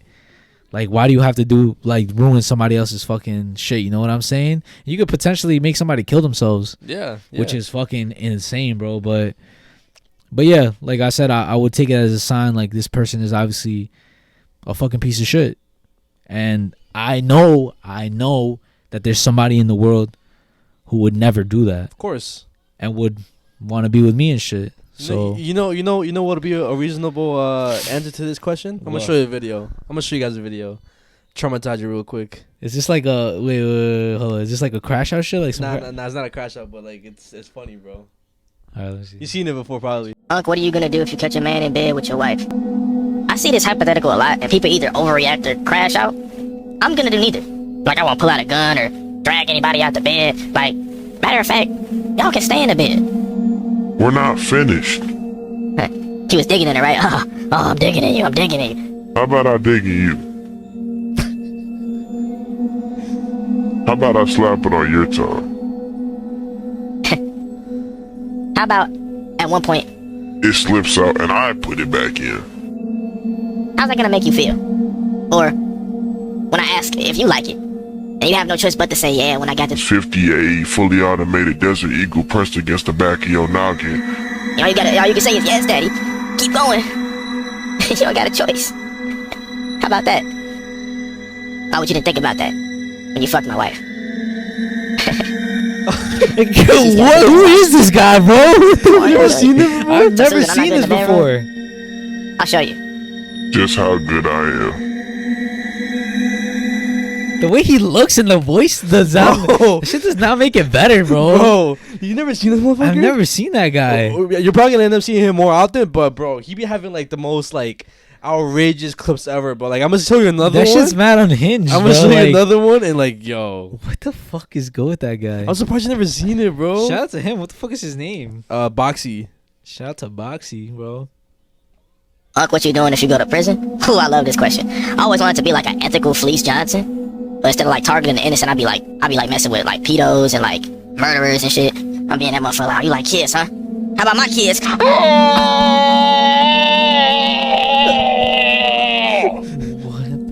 You feel me?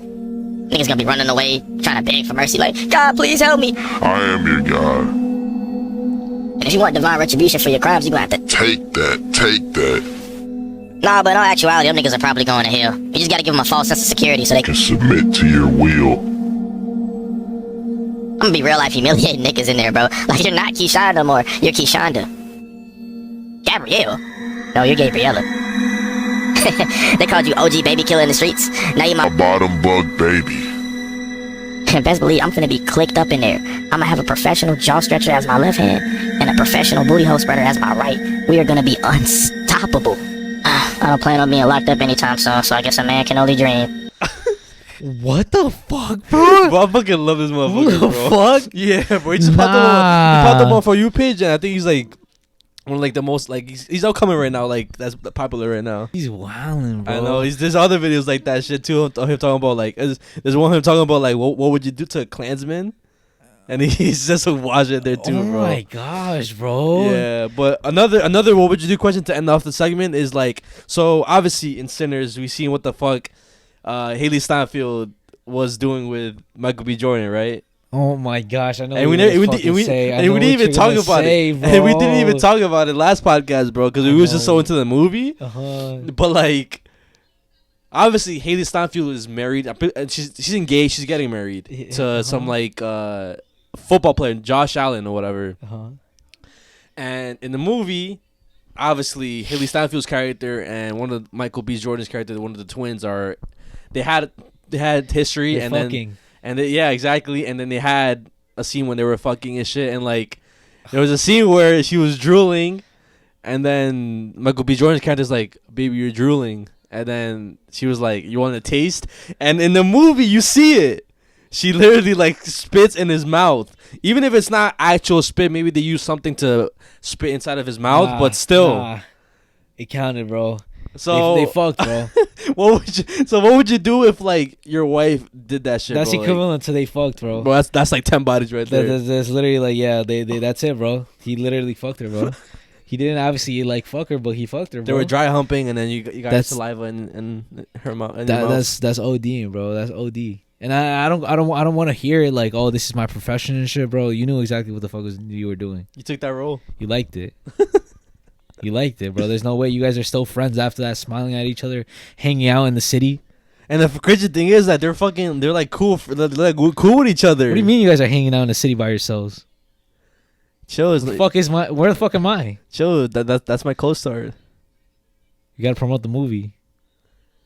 And I think he was promoting the movie, saying like, "Oh yeah, I'm happy for her." But people were saying how like he didn't watch the movie. He's just promoting it just to be a W boyfriend, but he didn't watch it. I wouldn't be able to watch it either. Fuck no. She said a lot of shit too. Yeah, I forgot what she said, but I'll put it up. After that, you fucked me. Like what the fuck? Not gonna lie.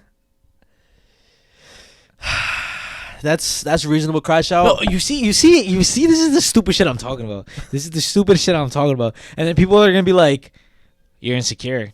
Fuck that. To be with a baddie, you have to be secure. Baddies. First of all, what if the roles were reversed, guys? All right, like if anybody wants to come at our necks and shit, saying that we're insecure for, me personally, I wouldn't want my wife doing that. Of course.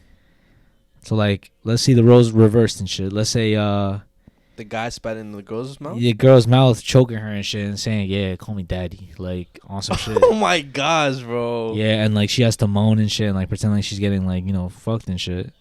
That's fucked. Like, bro, what?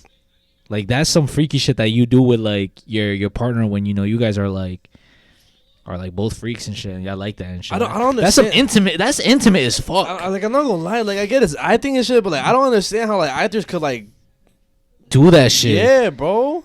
And not fall in love. Cause bro, there's been multiple instances where actors fell in love with their co-stars. Facts.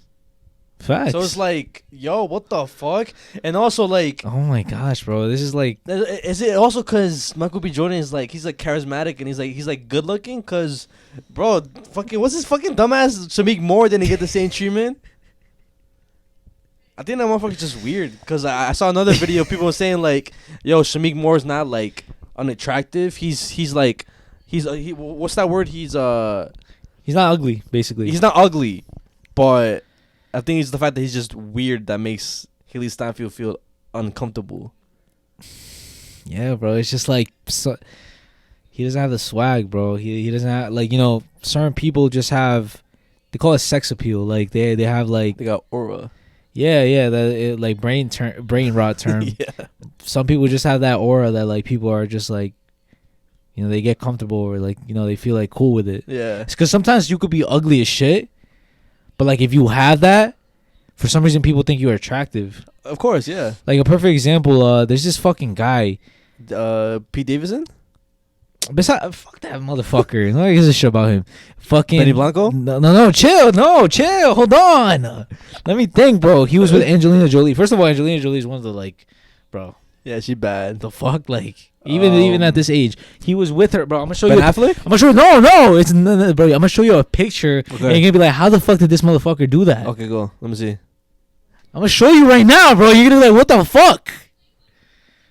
Oh my gosh, bro. Is this motherfucker like worse than Pete Davidson? Well, bro, you tell me, bro. Watch. Oh, this motherfucker, right? This fucking dumb fuck. Fucking dumbass bitch.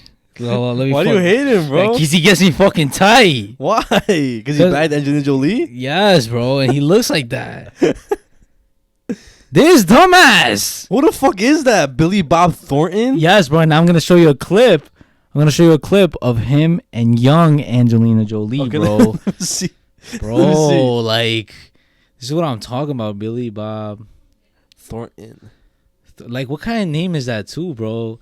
Billy Bob. Some southern shit. Some redneck shit.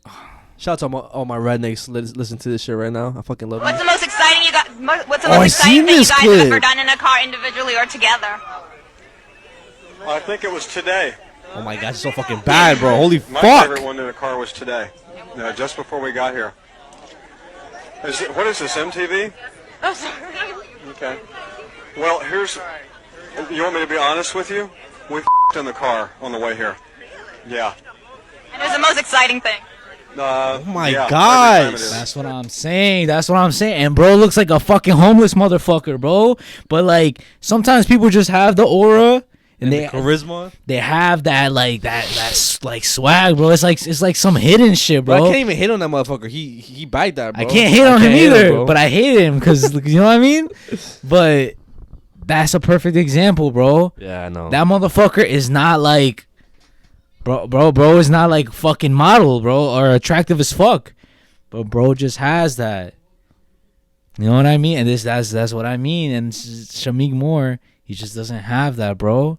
Yeah, he's like one of those like weird kids that got where clout. my hug at? He was a where my hug at type of person who got clout.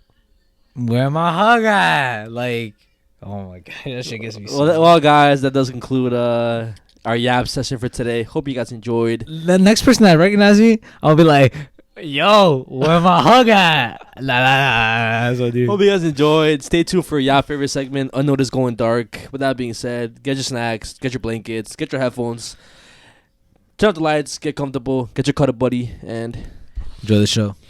And we're back, guys, from our regular schedule break. Just sit back and enjoy this eerie fucking music. So I'm starting it off? Yeah. All right, so the first topic that I got is a real life case coming out from Colombia. So I'm going to show you a video first because that's how basically like... You found out about this or? I found out about it and a lot of people like on social media like found out about it. Okay. So the video that was going viral was this specific video. And it's basically... Well, you're going to see it. Okay.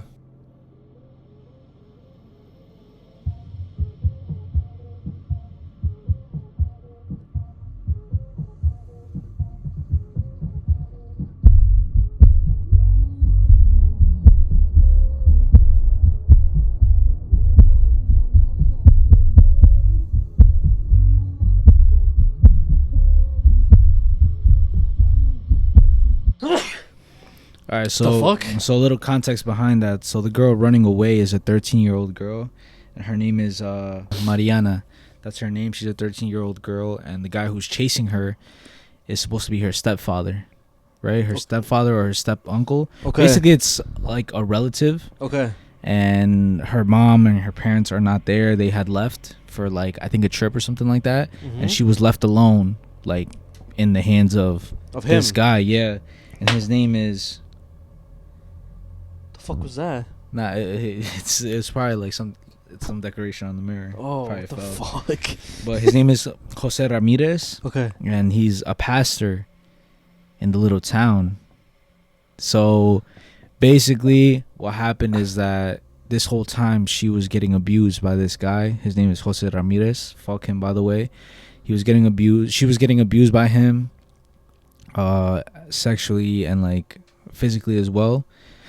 So this whole time he was just like abusing her and telling her, yo, I'm gonna kill you. And this specific day that video was like aired or whatever, or that video was taken, it was from like a surveillance camera of a neighbor. Mm-hmm. She was basically tied up to a bed from her wrists and her legs, and there was also something like around her neck, like a long, like basically she was tied like a rope around her neck, basically, like on some bondage shit or type thing, something like that. Yeah, so she was basically she was tied to the bed and shit, and he was obviously taking advantage of her. she managed to escape, and then as you can see in the video, she was running away. And luckily, I don't know if you caught it in the video, but at the end he like trips a little. Oh, I thought he tackled her. Nah. He trips a little, and she basically ends up like seeing one of the neighbors there, because there was a couple neighbors outside of like the houses and stuff, and she asked for help, like saying, oh, like he's trying to hurt me. And one of the ladies that like helped her out was saying how she was like naked and stuff. Oh nah. Like she was completely naked, and she the only thing she had to cover her was basically like a sabana, like a. Oh, so that's what she had on. Right? Yeah. Okay. Yeah, like a bed cover, basically a bed sheet. So then, as soon as the people in the town found out, everybody was like tight, enraged. Everybody in the town was fucking pissed. They found out quick, and then when everybody found out, he basically tried to make a run for it. But I'm gonna show you a video now of what the fucking town did to this guy, bro. And low-key trigger warning a little bit. It's trigger warning, but what did she get justice for like what happened, or low-key? Yeah, of course. Yeah, I'm gonna show you the video right now. Watch. What the fuck? Oh, fuck. You wanna wait? Hold on. As you can see, this is what happened to him.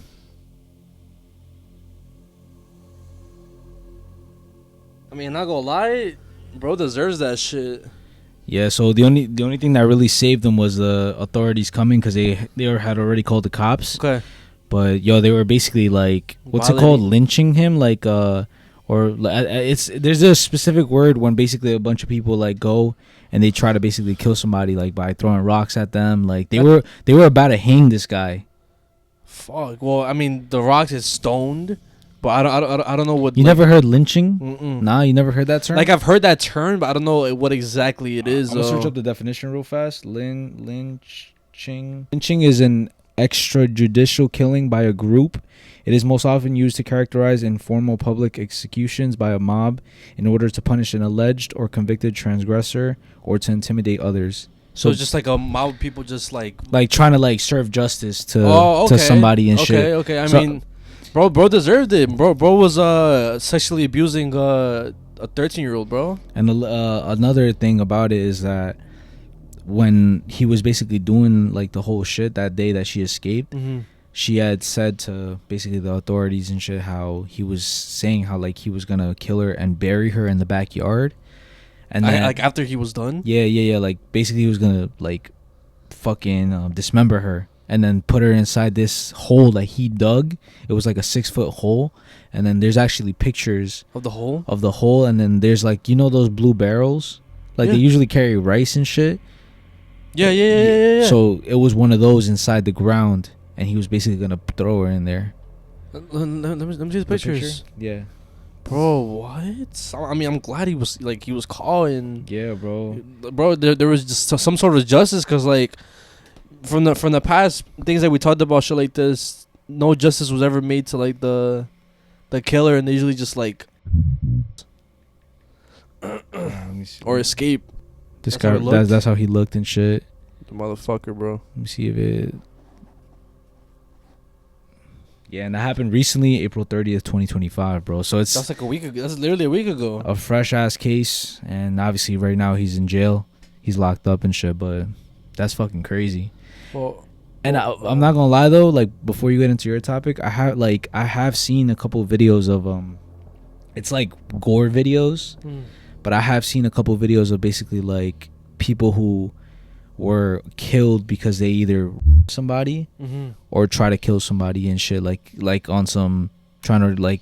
There was this one specific video of a guy who he was thrown down on the floor, and like he was already beaten up, and then he had a shotgun like pointing at his head. And the context behind it is that he had raped somebody in the town, a little girl in the town, and they basically caught his ass. And the gore video is him basically getting his head blown off, bro. What the fuck? Yeah, bro. So people in those types of countries, third world countries, and like, especially in like South America, maybe in other countries as well, but like they don't fuck around with that shit, bro. Of course not. I feel like it should be like a thing like that everywhere, but the places where you see the most justice for stuff like that is third world countries, but also third world countries is more easier for them to do shit, because like the authorities don't. Sometimes they don't really take it that serious. Exactly too. So it's like a double-edged sword. Obviously, people could get away with like Shit like doing this. shit like that to criminals and stuff, but also people could get away with doing that to innocent people and That's shit what as I'm well. saying, bro. So I know in the regular segment I talked about cheating and stuff like that. So this is how cheating in a relationship could get you killed. And the victim in this case, I'm not gonna lie, it's a very, very like graphic case. So definitely trigger warning to the people who are like sensitive to like gore and stuff like that. But it's definitely one of like the worst ways that I've seen but like heard somebody like go out. Cause bro, it's so fucked. But Shit. I'm gonna show you a phone call, like a 911 call first, before I tell you the story, and then I'm obviously gonna give you like some context and shit like that. But in the 911 call, there's a guy. His name is Fidel Lopez, and he sounds like distressed. He's crying. He's screaming. He's saying how like his girlfriend is unconscious in the bathroom. How she had went to the bathroom. She was drunk. She was drinking, and like now she doesn't want to wake up. He's can you guys please come? It's very, very serious. I think she's dead. And I'm gonna show you guys that call. 911. What is your emergency? Hello? Fucking hurry up, man. My girlfriend's in the bathroom.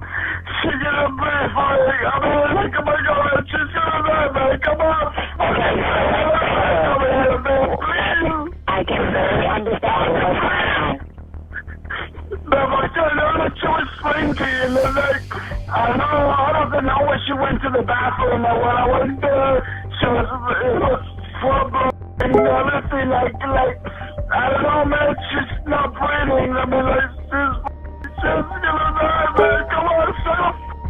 That's what we have right now, man. I don't know, I just smoke right here.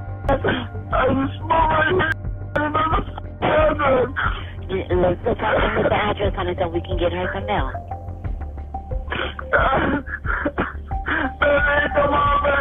Is that picture like the crime scene? Yeah. Okay. Is that like blood on the floor? Something with the address on it so we can get some milk.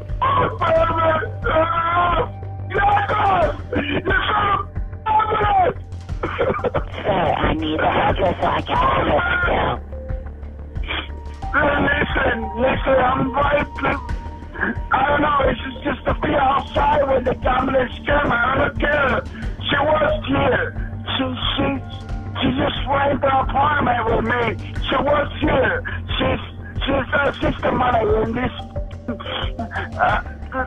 Okay. I don't know, man. She's not breathing, man. She's not breathing. She's gonna die. She's not breathing, man. Come on, man.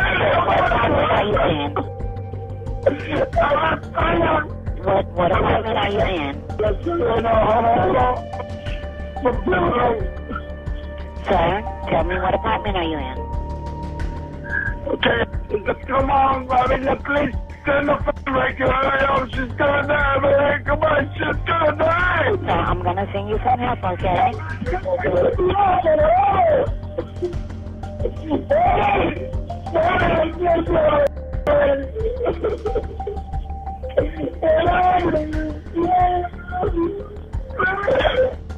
Sir, stay with me. I'm gonna send you help, okay? The guy in the phone call, like I said, his name is Fidel Lopez. He's 25 years old. His girlfriend, her name was Maria Nemeth. She's 31 years old.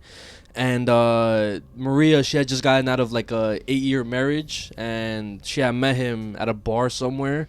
I don't know if it was a bar or a strip club, but they met somewhere outside, like in a party setting, and then they hit it off, and then they were together for like a year and a half or something like that. They eventually ended up moving in together, so everything looked perfect from like the outside in or whatever. And now this call, it was made in 2015, and he says that they went to visit Maria's mother, and then after that they went to a Chili's to go drink some margaritas. And then after, they wanted to keep on drinking. So they went to a liquor store, buy more liquor. They went back home, took shots. They were, like, having a good time. And since he was drunk, he doesn't really remember too much of what happened. Like, he kind of, like, lost his conscience. But he tells them that all he remembers is punching the wall, breaking, like, a glass door, had makeup sex with his girlfriend in, like, a closet. And then after he was done, he went outside to smoke a cigarette, and then when he came back, she was like unconscious in the bathroom. And this is a story that he's giving, but there was mad blood on the floor. Like, there's no way that's a story you're saying. Like, it's just it sounds like bullshit. Exactly. When we were doing stuff and other things, she told me she wanted to throw up to get out of the bathroom. So I get out of the bathroom, and I was outside, I was smoking a cigarette. I don't remember if the door was already break or something. I really don't know. I know I break it because she is not strong enough to break it. What door are we talking about? The glass door. I just remember I see glass in the floor, man. I really don't remember when I break it or why I break it. You know, to be honest with you, I really don't remember. In my position, I can handle it. You know, I can handle the drinks. But sometimes, you go a little crazy. And she was a lot crazy. So she was asking me for stuff that she never asked me for that before. So, like what? Like, the thing with the arm and shit like that. And, I never done that shit with nobody, especially with her. So explain what kind of stuff was she asking? What do you mean with the arm? I mean, first she started talking like something like, like I was uncomfortable with it, like, one day I want you to put a bottle on my sorry, I'm just talking right now with you guys. Yeah. I want you to be open for you. Absolutely. And you're not disrespecting her. You're just telling us what she told you, what she wanted you to do. It's not disrespectful. I'm a man. I'm her man. So whatever she asks me, I'll do it. Okay. Whatever it is. I don't care what it is. Even if she want me to put my hand in her, put it. Okay. I put it. So she was telling me that, and then I don't remember really if I did it with the bottle too, or if I not, because I was really. So he eventually ends up telling the truth. While they were having sex, Maria had moaned out her ex-husband's name twice, which triggered him. And after she fell unconscious, he grabbed a glass bottle. He shoved it inside her. He shoved, I believe, a hair straightener inside of her. And he shoved both his fists, up to his elbow, and just ripped out whatever he could from inside her body, bro. So he literally just ripped out her guts while she was unconscious. And it was all because she had moaned out her ex-husband's name. Yeah. And what the and then he tells the police in interrogation footage that, like, after that happened, or like whenever he heard the names, something just snapped. Like, he just felt like a monster. Like, I just had to do this shit. And then he shows some type of remorse, but like, bro, if you see the interrogation footage, he swears, oh my gosh, like, I love my wife, I would never do this shit, like, I love her, like, I'm upset that this happened, stuff like that. But like, bro, how could you do this to your fucking to your girlfriend, bro? Even if he showed like OD remorse and shit, like, at the end of the day, he still killed somebody, bro. Like, bro, just imagining that. Like, I don't know if she was conscious through that shit. Maybe she was unconscious, like, thankfully. But even so, bro, like, I can't even just imagine somebody going through that shit. And that sounds like fucking some shit you would see in a movie, bro. Like on some Terrifier shit. Yeah, like a monster would do that shit to you, like a zombie or some shit. Yeah, and then like he was like, after he finished what he was doing, he brought her to the bathroom, poured water on her face to try to wake her up, but she wasn't waking up. So he ended up just washing his hands. He put his clothes in the laundry. He got a new batch of clothes. He went outside to smoke a cigarette, and then that's when he started panicking, and then like that's when he made the phone call. Oh shit, bro. Yeah, bro. And he did end up going to jail. I believe he's serving a life sentence. So she did get some type of justice, but like, bro, I don't think anything could just, like, the family, I don't think they'll be able to recover from that shit, bro. Bro, and I mean, I know there's a bunch of stories of like people crashing out like to to the extreme whenever they find out that like their partner is cheating and shit. But like that though. Yeah, that's fucking crazy. Like, remember that video? I mean, we talked about it before and shit. Which one? But I just always like think about this shit because I put myself in that situation and I just feel like I would be so like panicking so fucking much. The video where the girl basically like tricked her boyfriend into getting into a suitcase. Oh yeah, like she was trying to humiliate him, right? Was that one or? Yeah. Basically saying like, oh, like I found out like you were cheating, this and that. Mhm. Haha, now you can't get out of there. And then the same thing with the other case you talked about when well, the guy was cheating or something like that, and like she didn't want to be with the wife and got her killed. Like also obviously fucking Chris Watts and shit. Yeah, but that's like it's fucking crazy how some people are like the opposite. Like they kill their partner because they're cheating, like them themselves. Yeah. Like the same killer is cheating. And like instead of like them just ending the relationship, which I don't understand, bro, how these fucking psycho killers don't just end the relationship. They fucking think that the only way to solve it is by killing like their partner and shit. Yeah, I know. I don't know. Then you got like the crash outs, who like, bro, that shit's fucking sick, bro. Yeah, and I'm sorry guys for that, like the graphic low details. key. This was OD like trigger warning in the beginning for both of us, bro. Yeah, bro. But like again, I'm gonna make sure I put a trigger warning for them, bro, because this is all real life shit. So. Yeah, thankfully my next two topics are more scary. Yeah, mine's more like paranormal scary too. Oh, that's perfect. Yeah. I guess for those of you who don't really like the the fucking real life scary shit, yeah, this is gonna be the better side, I guess, if you want to say. But I recently came across this movie. It's a scary horror Japanese movie. Okay. It's called Reincarnation. It came out in 2005 by the same director who directed The Grudge, both the Japanese one and the English one. I've never seen both of them, not gonna lie. You never seen The Grudge? I'm uncultured, no. Oh shit.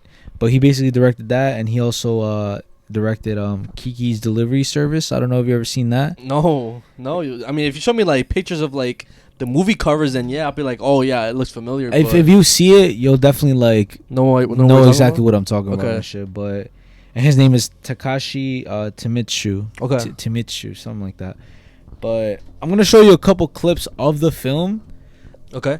Which is honestly the only reason why I'm talking about it, because when I saw it, bro, it honestly like gave me some weird ass feeling, and it scared the fuck out of me, bro. It was literally like I woke up and I was like, yo, I gotta take notes and shit. As soon as I woke up, you know when you get like that tired feeling and like it's like your defenses are down, you're kind of like still like half asleep. Yeah. I was taking notes while doing this shit, and then watching this shit, it like scared me even more, bro. It's like everybody was asleep still, and like it was just me by myself awake, and then I was just like I just felt like the fucking doll that's in the movie was like gonna come after me or some shit. Okay, let me see this shit. I'm gonna show you.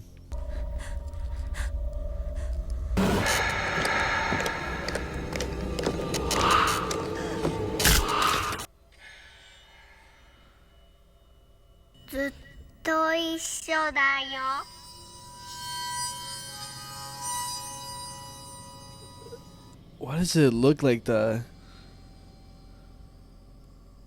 So that's one scene, bro. Is this like the Japanese Chucky or some shit? I don't know, bro, but let's see the other one. This is a little bit longer. What the fuck? Yeah, wait, what the fuck is the movie about? Yeah, so I was gonna say, I don't know if you saw like you read it a little bit, the dialogue or whatever. Yeah, like, is it all right? Is it caused by that doll, or is this like some paranormal shit? So basically, what happened in the whole like the story and shit? Yeah. That there was a college professor who basically just ended up going like on a rampage, and he ended up murdering his family. Okay, yeah, and a bunch of other people who were also like part of. I think it was in a hotel. Okay. It was either a hotel or a college, but he basically killed a lot of people, and the same people who were killed are the ones who are causing these paranormal like sightings and shit. Which was those people in the library, and then the library, and then I think the daughter is the one inside the doll. Oh, but also the reason why everything is happening and shit is because the main character, she's an actress, and they're trying to recreate a horror movie about that specific case in that movie. In that movie. So they're recreating the whole like what the college professor did. So like the main character is the actress that's playing it and shit. So it's kind of like the shit that we talk about, how talking about or doing certain like things in movies have power. Like let's say a perfect example is like the Conjuring movies, them recreating like old cases and then shit happening on set, like paranormal shit. Yeah, exactly. Yeah. It's like that type of thing. The next thing I'm gonna talk about revolves around aliens. I have like 3 videos / topics that all kind of tie in together. Yeah. Well, 2 of them mostly tie in together, but the first one is kind of like the introduction. But when you think of like alien movies, what's like the first one that comes to mind? Aliens. Just like the regular aliens? Yeah. Okay, so for me, Signs always pops up. Oh, that's a good ass one. And I'm just gonna show you the infamous scene in that movie whenever like the news station in that movie reveals like the aliens that touched the earth and like that are like raining havoc or whatever. Because when I first saw it, it scared me. And even though it's not like that movie, it doesn't really have jump scares, nothing like that. It's just like the fact of like, yo, how did these motherfuckers look, or like just seeing that shit. Yeah, it's like creepy and eerie, like mysterious bro. shit. And like low key, it definitely gives me like analog horror vibes. Fear of the unknown type shit. The thing I remember most about that movie is like the cornfields, and like they left symbols on the cornfields, right? Yeah. I forgot what they're called. Like hieroglyphics, shit like that, or I forgot what they called them, bro. But yeah, they do. Like I said, if you haven't watched this movie, go watch it. And if you have watched this movie, let me know if this scene like scared you just like as much as it did to me. Photographed by a 42-year-old, Romero Valadares. This video was taken yesterday afternoon at his son's 7th birthday in the city of Passo Fundo, Brazil. It was sent to the local news bureau there and sent to us via satellite just a few minutes ago. All initial opinions are this is genuine. What you're about to see may disturb you.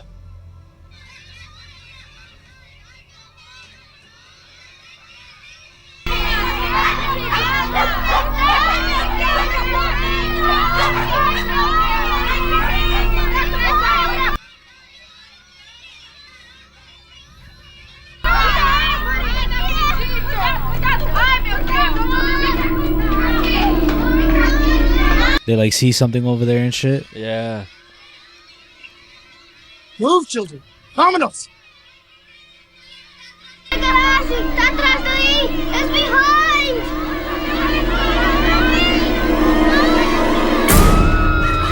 just seen that shit Yo, like that ass. Yeah. It wasn't like your typical like basic looking like alien, kind of like the grayish. It did have like a big head, but like.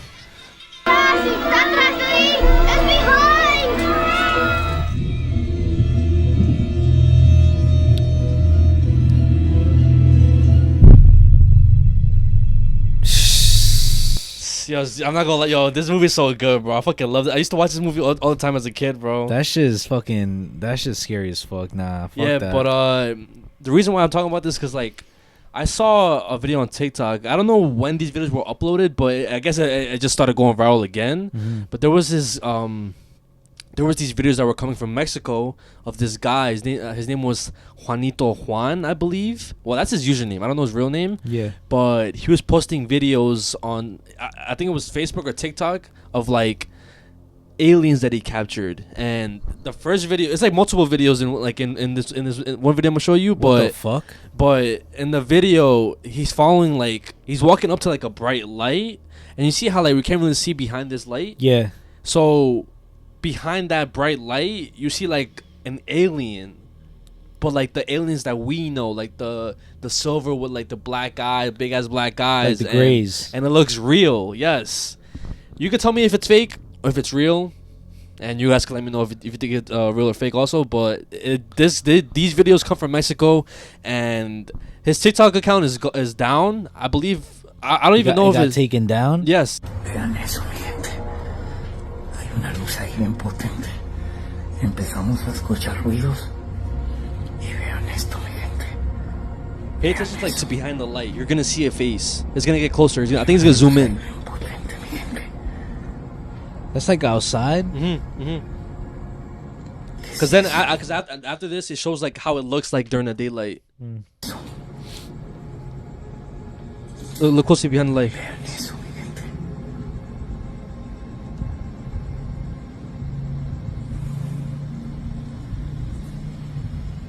Ay, no mames. No mames, no mames, no mames, no mames. Oh shit. And this is him going again. Oh no, this is the surveillance footage of him like recording. Approaching it and yes, shit. Yes.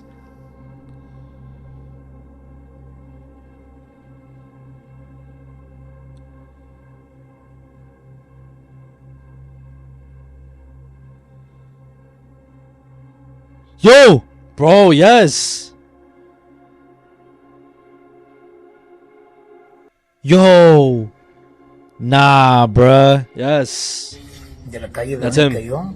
yo vi que en la parte de allá se veía una luz y como quiera pues yo estaba seguro que la cámara que está ahí la estaba checando, estaba viendo. Verónica le dije, ven, dijo, no, me voy para adentro. Y ella se fue para adentro, vimos la casa, la puerta se metió. Yo me vine aquí, yo traía los dos celulares, uno lo dejé aquí y seguí por aquí. Ustedes pueden ver en la cámara de seguridad que está acá, esa cámara estaba checando todo, como ustedes pueden ver ahí un video. Yo sigo caminando, yo trato de hacerme lo más fuerte posible, sigo caminando y me quedo exactamente aquí, mi gente, en este lugar me quedo yo y les juro que el ser, la cabeza del ser se veía por acá, o sea, muy alta, cama alta. Yeah, it looked pretty yo calculo que huge. tenía algunos 2 metros y como ustedes pueden ver, si ustedes checan el video, cuando, o sea, que es probable que entre por acá, por allá no creo porque hay unas mecedoras. Entonces, si ustedes ven el video ahí, se van a dar cuenta que se escucha un ruido. Ven, justamente estaba aquí, el ser estaba aquí donde estoy yo, aquí, su cabeza estaba como a 2 metros, mucho más alto que yo mido unos 75, yo calculo que estaba como a 2 metros, entonces todo lo que está pasando. And he's also posted like pictures of UFOs, but again, I don't know how convincing these could be because it could just be like photoshopped and shit, but like these are the pictures he posted before. Taken in Mexico. Oh, shit. But the reason why I want to bring this up is because there's more. Not even just not related to him, but like, so I saw a clip of the podcast Paranormal, and the main host, he was talking about an episode he filmed with a guy. His name was Marcelo Larin, and that guy Marcelo, he researches a lot about UFOs, aliens, about the whole like inner earth, inner land theory, how like there's, or the hollow earth theory, how like there's beings underground and like they come up and like they get resources and then they go back down, just shit like that. And in that specific episode, they were talking about how like that guy Marcelo, he has multiple pictures and videos of like that were given to him from these guys that he knows that go down to hollow earth or whatever, how like it takes like 15 days to go down there. And before he says it himself, although he's a researcher and shit, he's also a big skeptic. Like, if I'm gonna be a believer, I also gotta be like a skeptic. I also gotta question what the fuck I'm looking at, right? Yeah. So they start talking about all these videos, all these pictures, and the guy like on the podcast they put it up. I'm gonna show you some of the pictures, some of the pictures and screenshots of the aliens and shit. Yo, restart the. They talk about like mummified aliens, because I know back in like 2017, 2018, like whenever like Peru, they came out with like mummified those aliens. little aliens and stuff. So these are some of like the ones that he was talking about. So this is one picture and shit, right? Okay. Boom. That kind of looks like the same alien that was the other guy. By the guy, and yes. Yeah, literally the same thing. This one is a picture that I don't know if he took it or somebody that he knows took it, like in the cave that supposedly leads you to hollow earth or inner earth. Yes, and this is supposed to be like an alien that's like trying to hide and stuff. Yes. Wait, but it's not an alien, bro. What do you mean? If it's here on this earth. No, but the thing is, like, the way he explains it, or all right, maybe it's not an alien because it's not from outer space, but like the way they look, it's a grayish skin with like the big eyes, like what we think are aliens and stuff. Yes. Mm-hmm. He shows that again. This is like another like cave that you could go into. This is a video of that he took of an alien that got taken down by YouTube because it was like too violent, or it violated the community guidelines on YouTube. What the fuck? But why is it in black and white? No, it's not black and white. It's just like.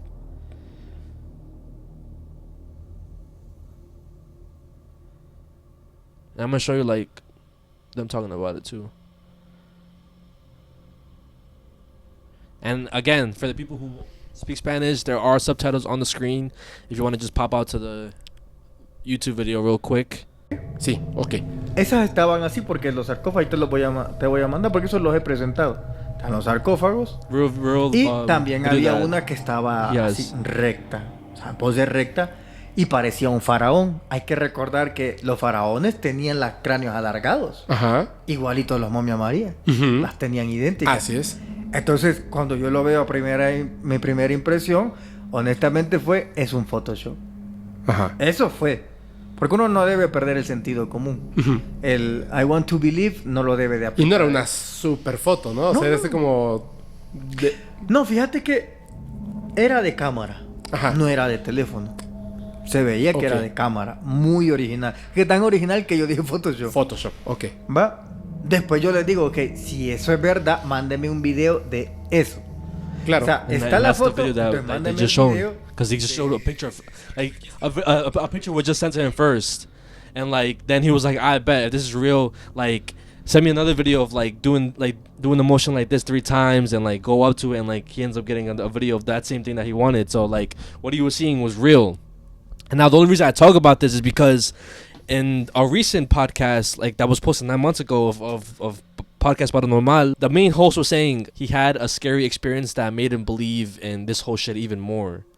So in this podcast, they're obviously talking about how, like, you can't just believe any photos that you see, right? Because it could just be fake, yeah. Exactly. And whenever he posted that podcast, they were telling him, like, yo, you got to be careful because although some of them are fake, some of them could be real. You just never know because, like, of how much, like, the government or, like, how much people always say, nah, it's fake. But one out of those, like, 10 pictures, videos could be real, right?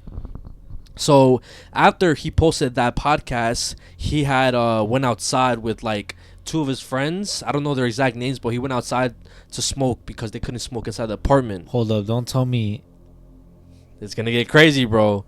So they go outside, they're smoking, they're talking about this whole thing, and then out of nowhere they see like a golden light like appear. I believe it's like it appears in, like, I think either his face or his friend's face. I'm gonna show you them talking about it, but he also says that after the light went away, the golden light went away, he saw a man in black staring at them like this, like on the car, like a black car. And, like, he said, like, at that moment was the moment that he experienced, like, the most fear. Like, he's never experienced anything like that before. And, like, if you listen to him, it sounds believable, bro. Like, he's not just making shit bro, up. yes. And I'm going to show you guys. You guys can let me know. Fuck? En un momento, yo sentí que me acerqué demasiado a una información. No me estoy echando flores. Lo que pasa es que me gustan mucho estos temas y soy muy preguntón.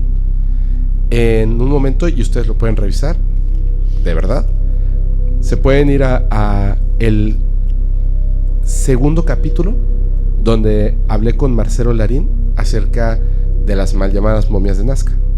En ese capítulo, y esto tiene más de un año antes de que se mostraran estos segunda tanda de cuerpos, que hay una muy interesante que se llama Montserrat.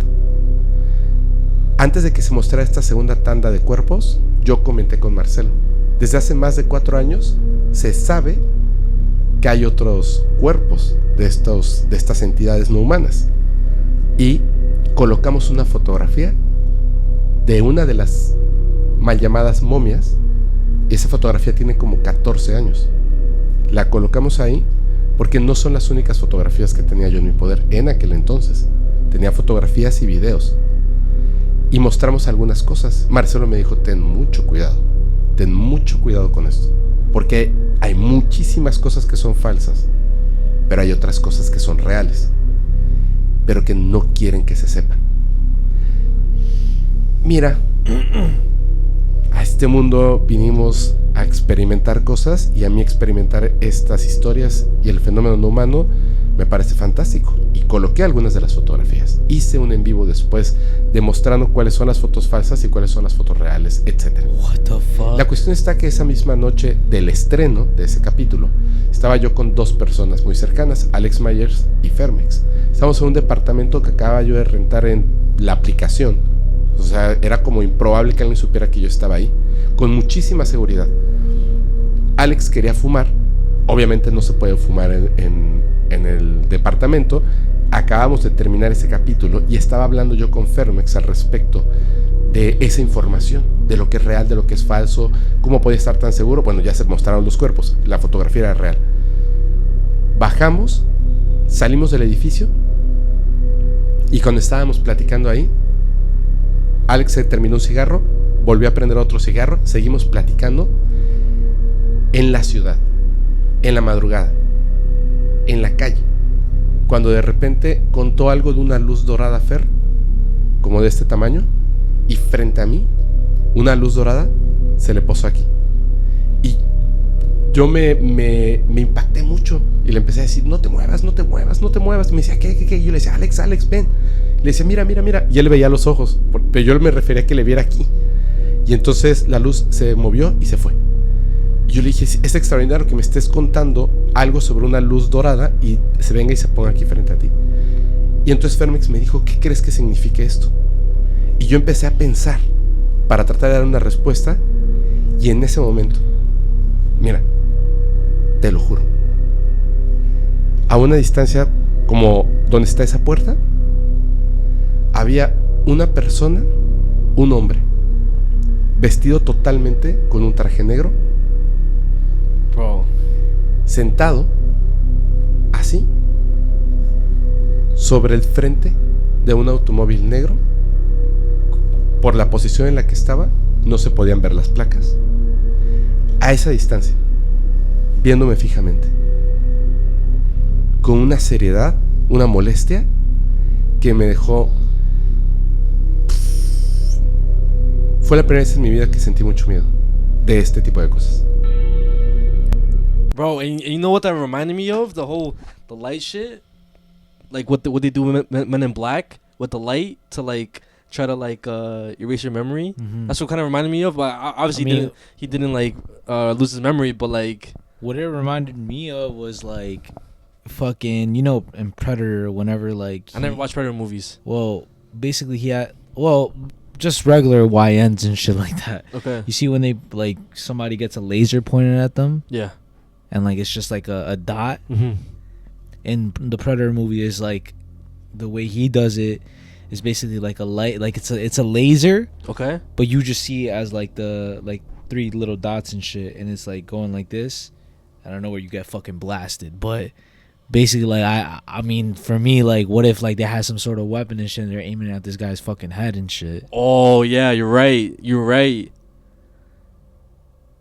I didn't even think about it like that. Like, you know, it could be both. Like, oh yeah. Because he was saying it's a small ass fucking light and shit. I feel like that makes more sense.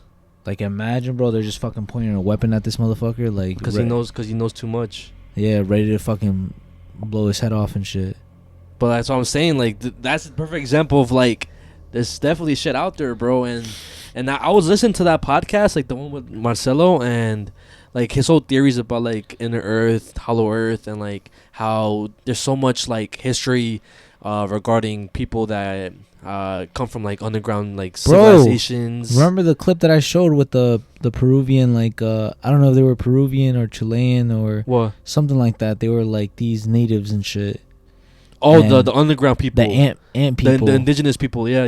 That said, oh yeah, They call aliens what? Nah, it's like some other name and shit. Yeah. They call them the ant people. And there's a reason why they do that shit. And like, bro, like they get mad and then they take people underground. Yes. What the fucking shit? But again, guys, that's just a theory. What's that? What the fuck? Film theory. Yeah. What I'm gonna bring up is something that happened in Mexico as well. Mm-hmm.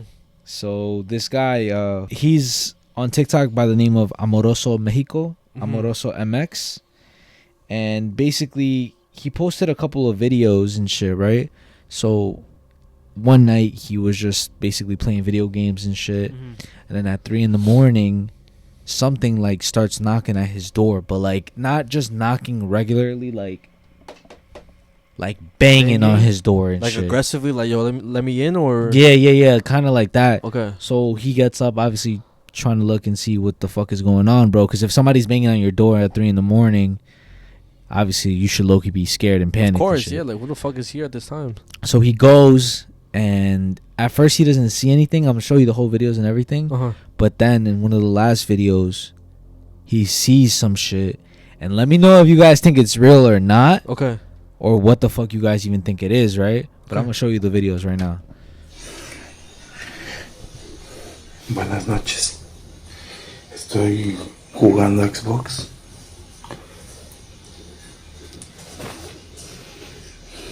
Escuchen.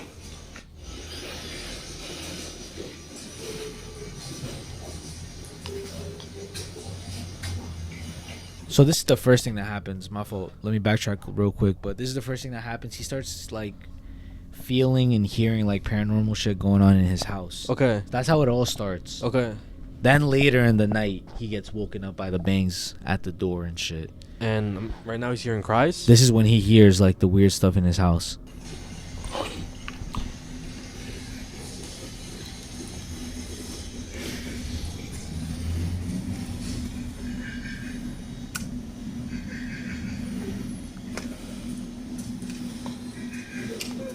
Sounds like laughing also. Like laughing and crying, right?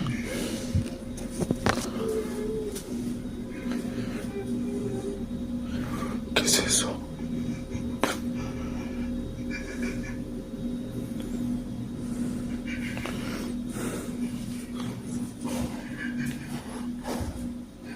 Son casi las 3 de la mañana.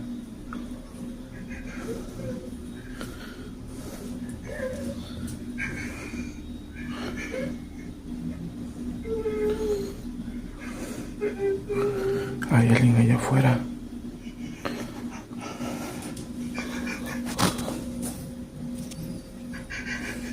The fuck is that?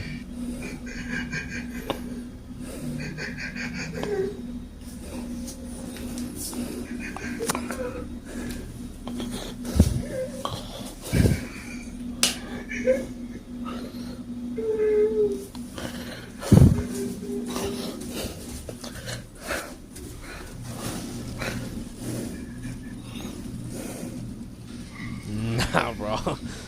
I'm not alguien atrás. Ahí está parado. So there's like a kid standing? Can't really see it. He said that there's somebody there though. Ahí hay alguien.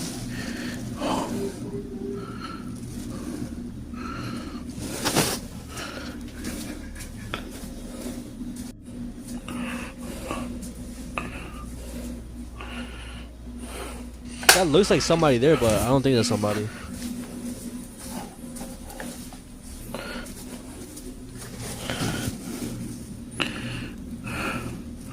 No veo nada.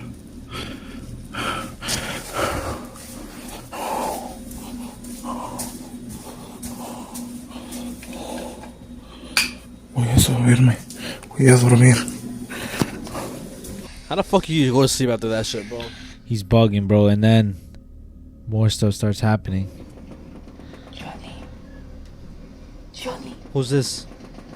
That's his wife. Okay. Johnny, están tocando. ¿Ah? Están tocando. ¿Quién es? ¿Están tocando?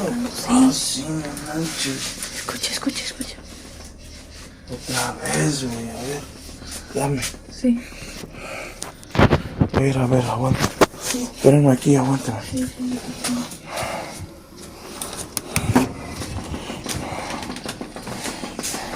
Oh, nah. Yo, this is fucking weird, right? No manches.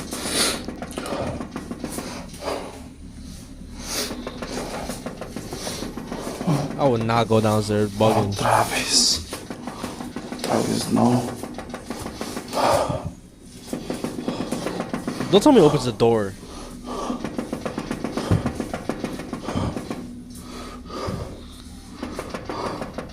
Son las 3 de la mañana, gente. Son casi las 3 de la mañana.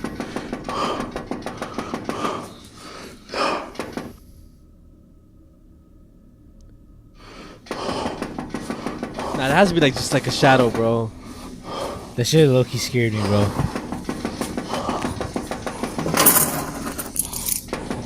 What? Yo, this motherfucker's bugging.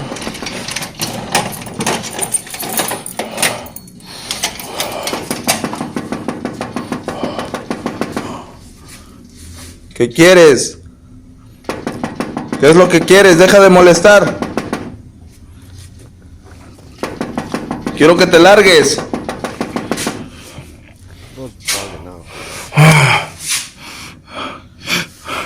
Do you see it? Do you see it? Do you see it? See what? ¿Qué es eso? Oh, no manches. What the fuck is? Oh, ew, what the fuck? Oh, no manches. Ceci. Ceci. What the fuck was that? I don't know, bro. That's what I'm showing you the video. Go. Hold on. And look, what does it say when you first fucking like? Why does it say sensitive content? There's no sensitive content on there. Yo, I'm not gonna lie. Hold up. Fast forward. ¿Qué es eso? Oh, no manches. Oh, no manches. Ceci.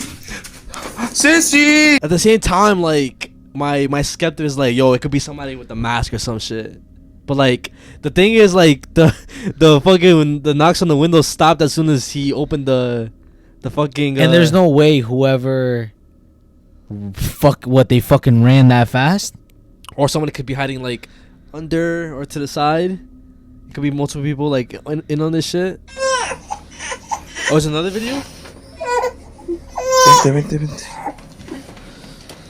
Te están tocando. Sí. Again? La niña empezó a llorar.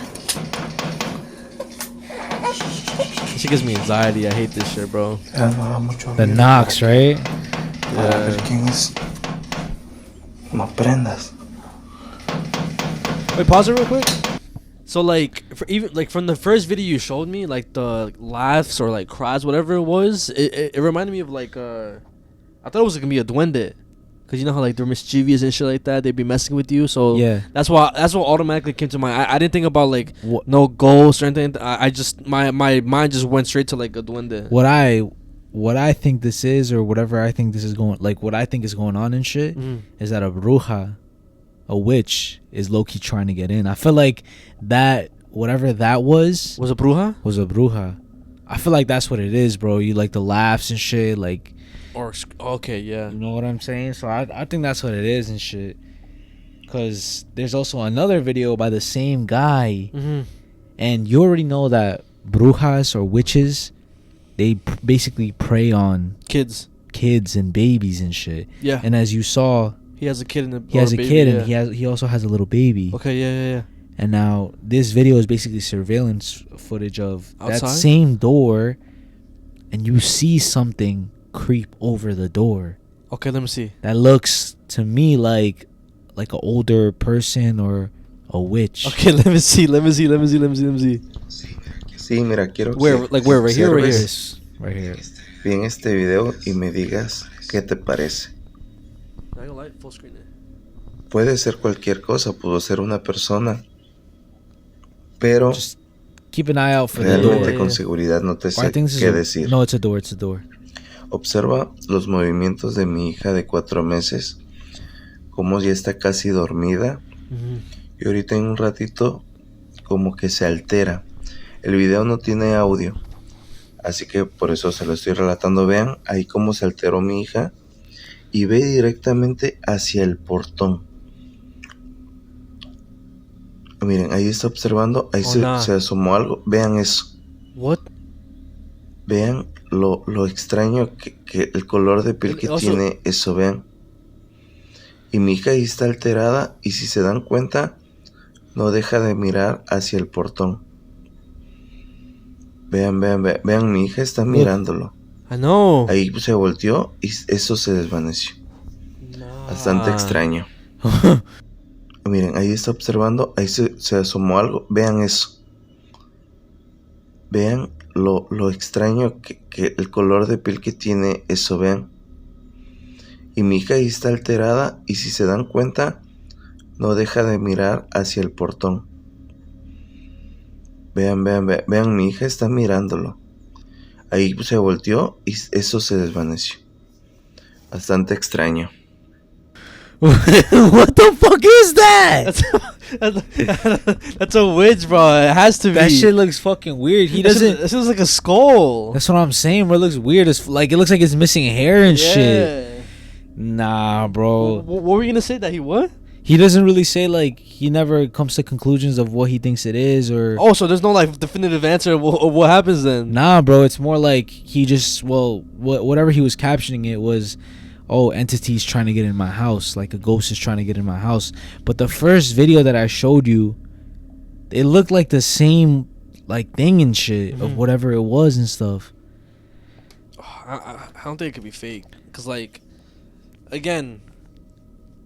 I'm a big skeptic and all this shit, but when it comes to like paranormal, brujas, even aliens, like I don't know, I just have like a strong belief in all that shit, bro. And like again, a lot I know it's like normal and like it's like a thing with I guess Mexicans or maybe Hispanic people. Whenever we see something scary, we automatically like believe it. Yeah. But like for me, I try to come up with like certain scenarios on like what the things could be, but like an explanation. Yeah, but for these ones, like they're just too crazy. And again, you could say somebody in the mask. It could be multiple people like working together, but it's still low key a possibility that it could be real as well. And then on top of that, there's a lot of stories.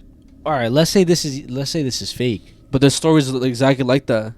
Of no, obviously there's no videos, no pictures or whatever, because at the time you probably don't fucking think of taking a picture, but we've heard stories of people who've experienced nahuales, brujas, duendes, and there's no way everybody has the same fucking lie. Lechuzas. Exactly. So you know what I'm saying? But you guys already know witches, they prey on babies and kids because they're trying to drink their blood. And if you look at how it looks like old and like it's about to die. So imagine just trying to get to the baby to rejuvenate themselves and shit. That's, I mean, let us know what you guys think. That was, or let us know. Actually, also let us know if you guys have any family members or if you personally have experienced something like that when it comes to like witches and stuff like that. But that's it for everything, right? That's it, yeah. But yeah, guys, hope you guys enjoyed episode 150. But yeah, I already know. Yeah, Patreon shoutouts and yeah, supporter shoutouts. All right, so shout out to Danny_Ace, Cat Daddy Riley, David Ibarra, Melanie Moreno, Daisy Deemer, Yari Martinez, Grace Perez, Brian Barrios, Alex, Gabe For Real, Ricardo Please Choke Me, oh my gosh, Misery Daddy, Yair Torres, Mezziah Got That Gat, Sweaty Butts. Wait, was that a thing before? Yobi Santiago, Josh _0103, 88 Falling, Arnulfo Mendez, Alice Margatroyd, Brian Esquivel, Gustavo, Anita, Toji's Biggest Simp, Brianna and Marcos, Nadia Alston, Loma Maria Rico, Leslie with the pink hair, Chiquilina Lopez, Te La Comes Toda, Anaí, Alvaro Morales, a.k.a. El Ceviche, The Throat Goat, Dixon Cider, Yola Prieto, D'Amica Bucua, Juan Medina. What? This is mad funny. Jesus Chavez, Pascual Zuniga, Dixon Mayas, Jose Aguilera, Jaime Aureo Albavera, Abel Mendoza. What? Miguelito. Nah, it's just like you say this shit mad fluent, bro. I would be stuttering. General Montelongo and that's Face Guy. We fucking love you guys. So love you guys. Gustavo Lopez. I don't know if he's a patron. Maybe. We have a Gustavo, right? I hold on. Let me find him. I think so. I think he is. He is. His name is just Gustavo Ramos. Yeah, that is him. So, if you're watching this, I know you're watching this right now. Shout out to you. So, I'm gonna read you a message because it's to me. It's for both of us. Oh, so this was the first message. I got scared. Yo, what is up, my guy? It's Gustavo from Patreon. I have some gifts I wanted to give to you both. I'm just not sure if I should send it to a PO box or whatnot. Just to let you know, I'm going to Japan again next year. If there's anything specific you guys want me to get you guys, let me know. Much love. And he had messaged me again recently how like he had sent over the package because he was gonna send it earlier, but he was too busy. But like he recently sent it, and I have it in my bag. I already opened it, but I'm not gonna lie, they're pretty cool. Shout out to you, Gustavo. You fucking why'd you open it already? Cause I just got fucking excited, bro. Bro, what the fuck? Yo, everybody, bro. Nah. Shut the fuck up. It's not L. Shut the fuck up. It's not Spam L. in the chat, L George, bro. How's that L? L, because it would have been a better reaction opening it right now, both of us and shit. L George, how? L George. I was how? gonna fuck. I'm mentioning it on the pod. I could have just been like, I couldn't have not mentioned on the podcast. I just like gave it to you. No, it's not about that. It's about it would have been a better reaction. Doing it live right now. Nah. You can let us know in the comments if I'm right or he's right. L George, bro. Anyways, shout out to you, Gustavo. He sent us some Japanese cars. Yo, there's this one. Okay. Yo, these feel a little bit heavy. I'm not even gonna lie. Yeah, but they're like I'm not gonna lie. I think they might be like the Hot Wheels ones. Yo. Wait, how many did he send? 5. He sent 5? Yeah, but I'm not gonna lie. I already chose one specifically that I want. I already know what you chose, bro. Oh my gosh. What did I choose? Yo. I chose this one. This last one right here. Is it a Skyline? It is a Skyline. Skyline. At least it's not blue. If it was blue, I would have been tight, bro. Oh, really? Yeah. I mean, I like this fucking model. Skyline GTR. BNR 32. Since you chose that, I'm gonna go with the Supra. Okay, I'll choose what is it? Honda NSX GTR. I mean, I already have that. I don't need that. I'll do this one. Fuck it. That's a fire ass car, bro. In real life, that's one of my dream cars. That ass? Yeah, but I guess what the fuck are we gonna do with this one? You should give it to your like brother or something.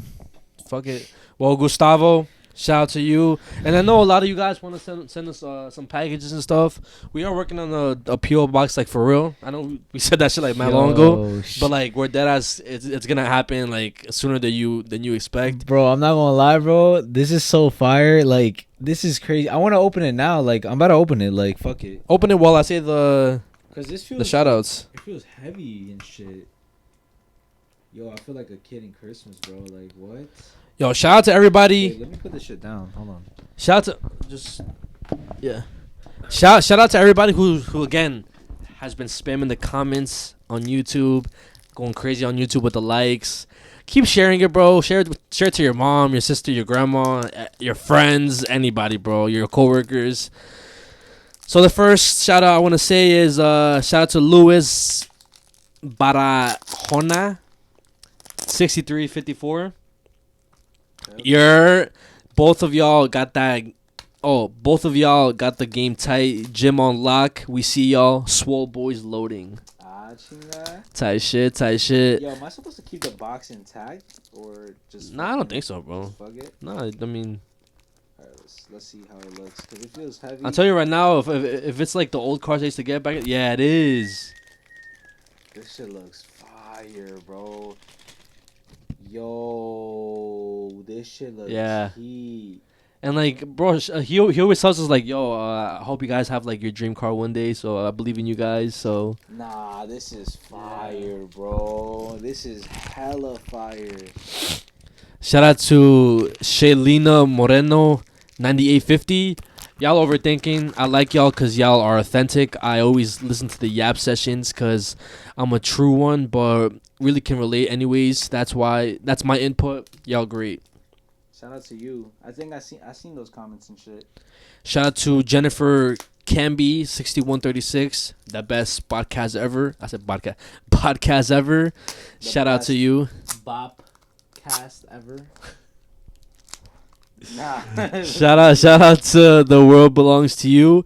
Y'all have been carrying me during finals. Love y'all. I know a lot of y'all listen to us like when y'all studying and shit, so I really do appreciate that we can help you guys in some sort of way. Shout out to Nina Bonita. I know you're on Patreon as well. Anita, Tita. I could listen to you guys all day. Shout out to Miguel Martinez IR5CZ. Big fan of this podcast. I always watch it during school from 1 to 5th period. Wait, can you do they? Oh nah, is it only this one? Oh, that's fire. Wait, this one the doors don't open. I think it's just certain cars maybe. Yo, this shit is fire. What the fuck? That sounds like magnetic. Bro, nah, I don't think so. It's just like. Oh. It is. I told you. What? Shout out to you, Miguel. Pay attention to school though. Like again, finish school, but I fuck with you. Shout out to.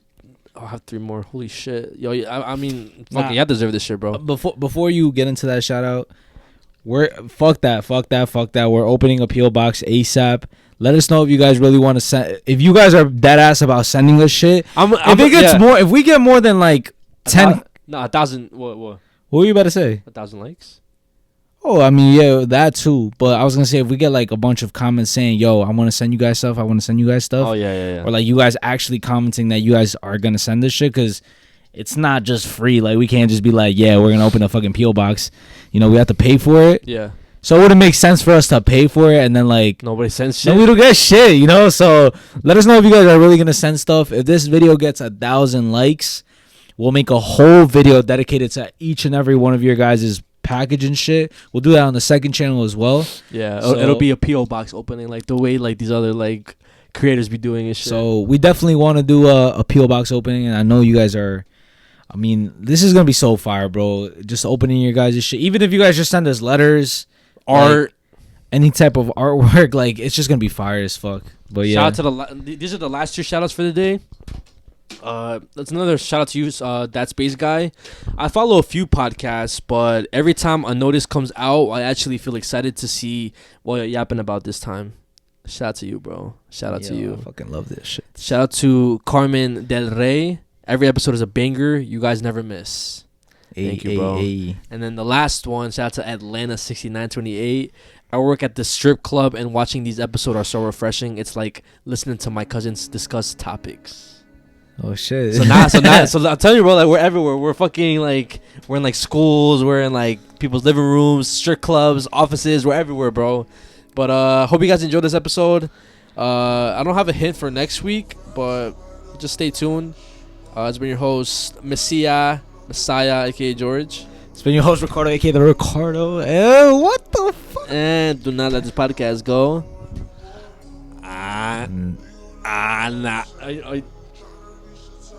I was gonna do something else. Okay. Right. I know. No. Yo, do not let this podcast go.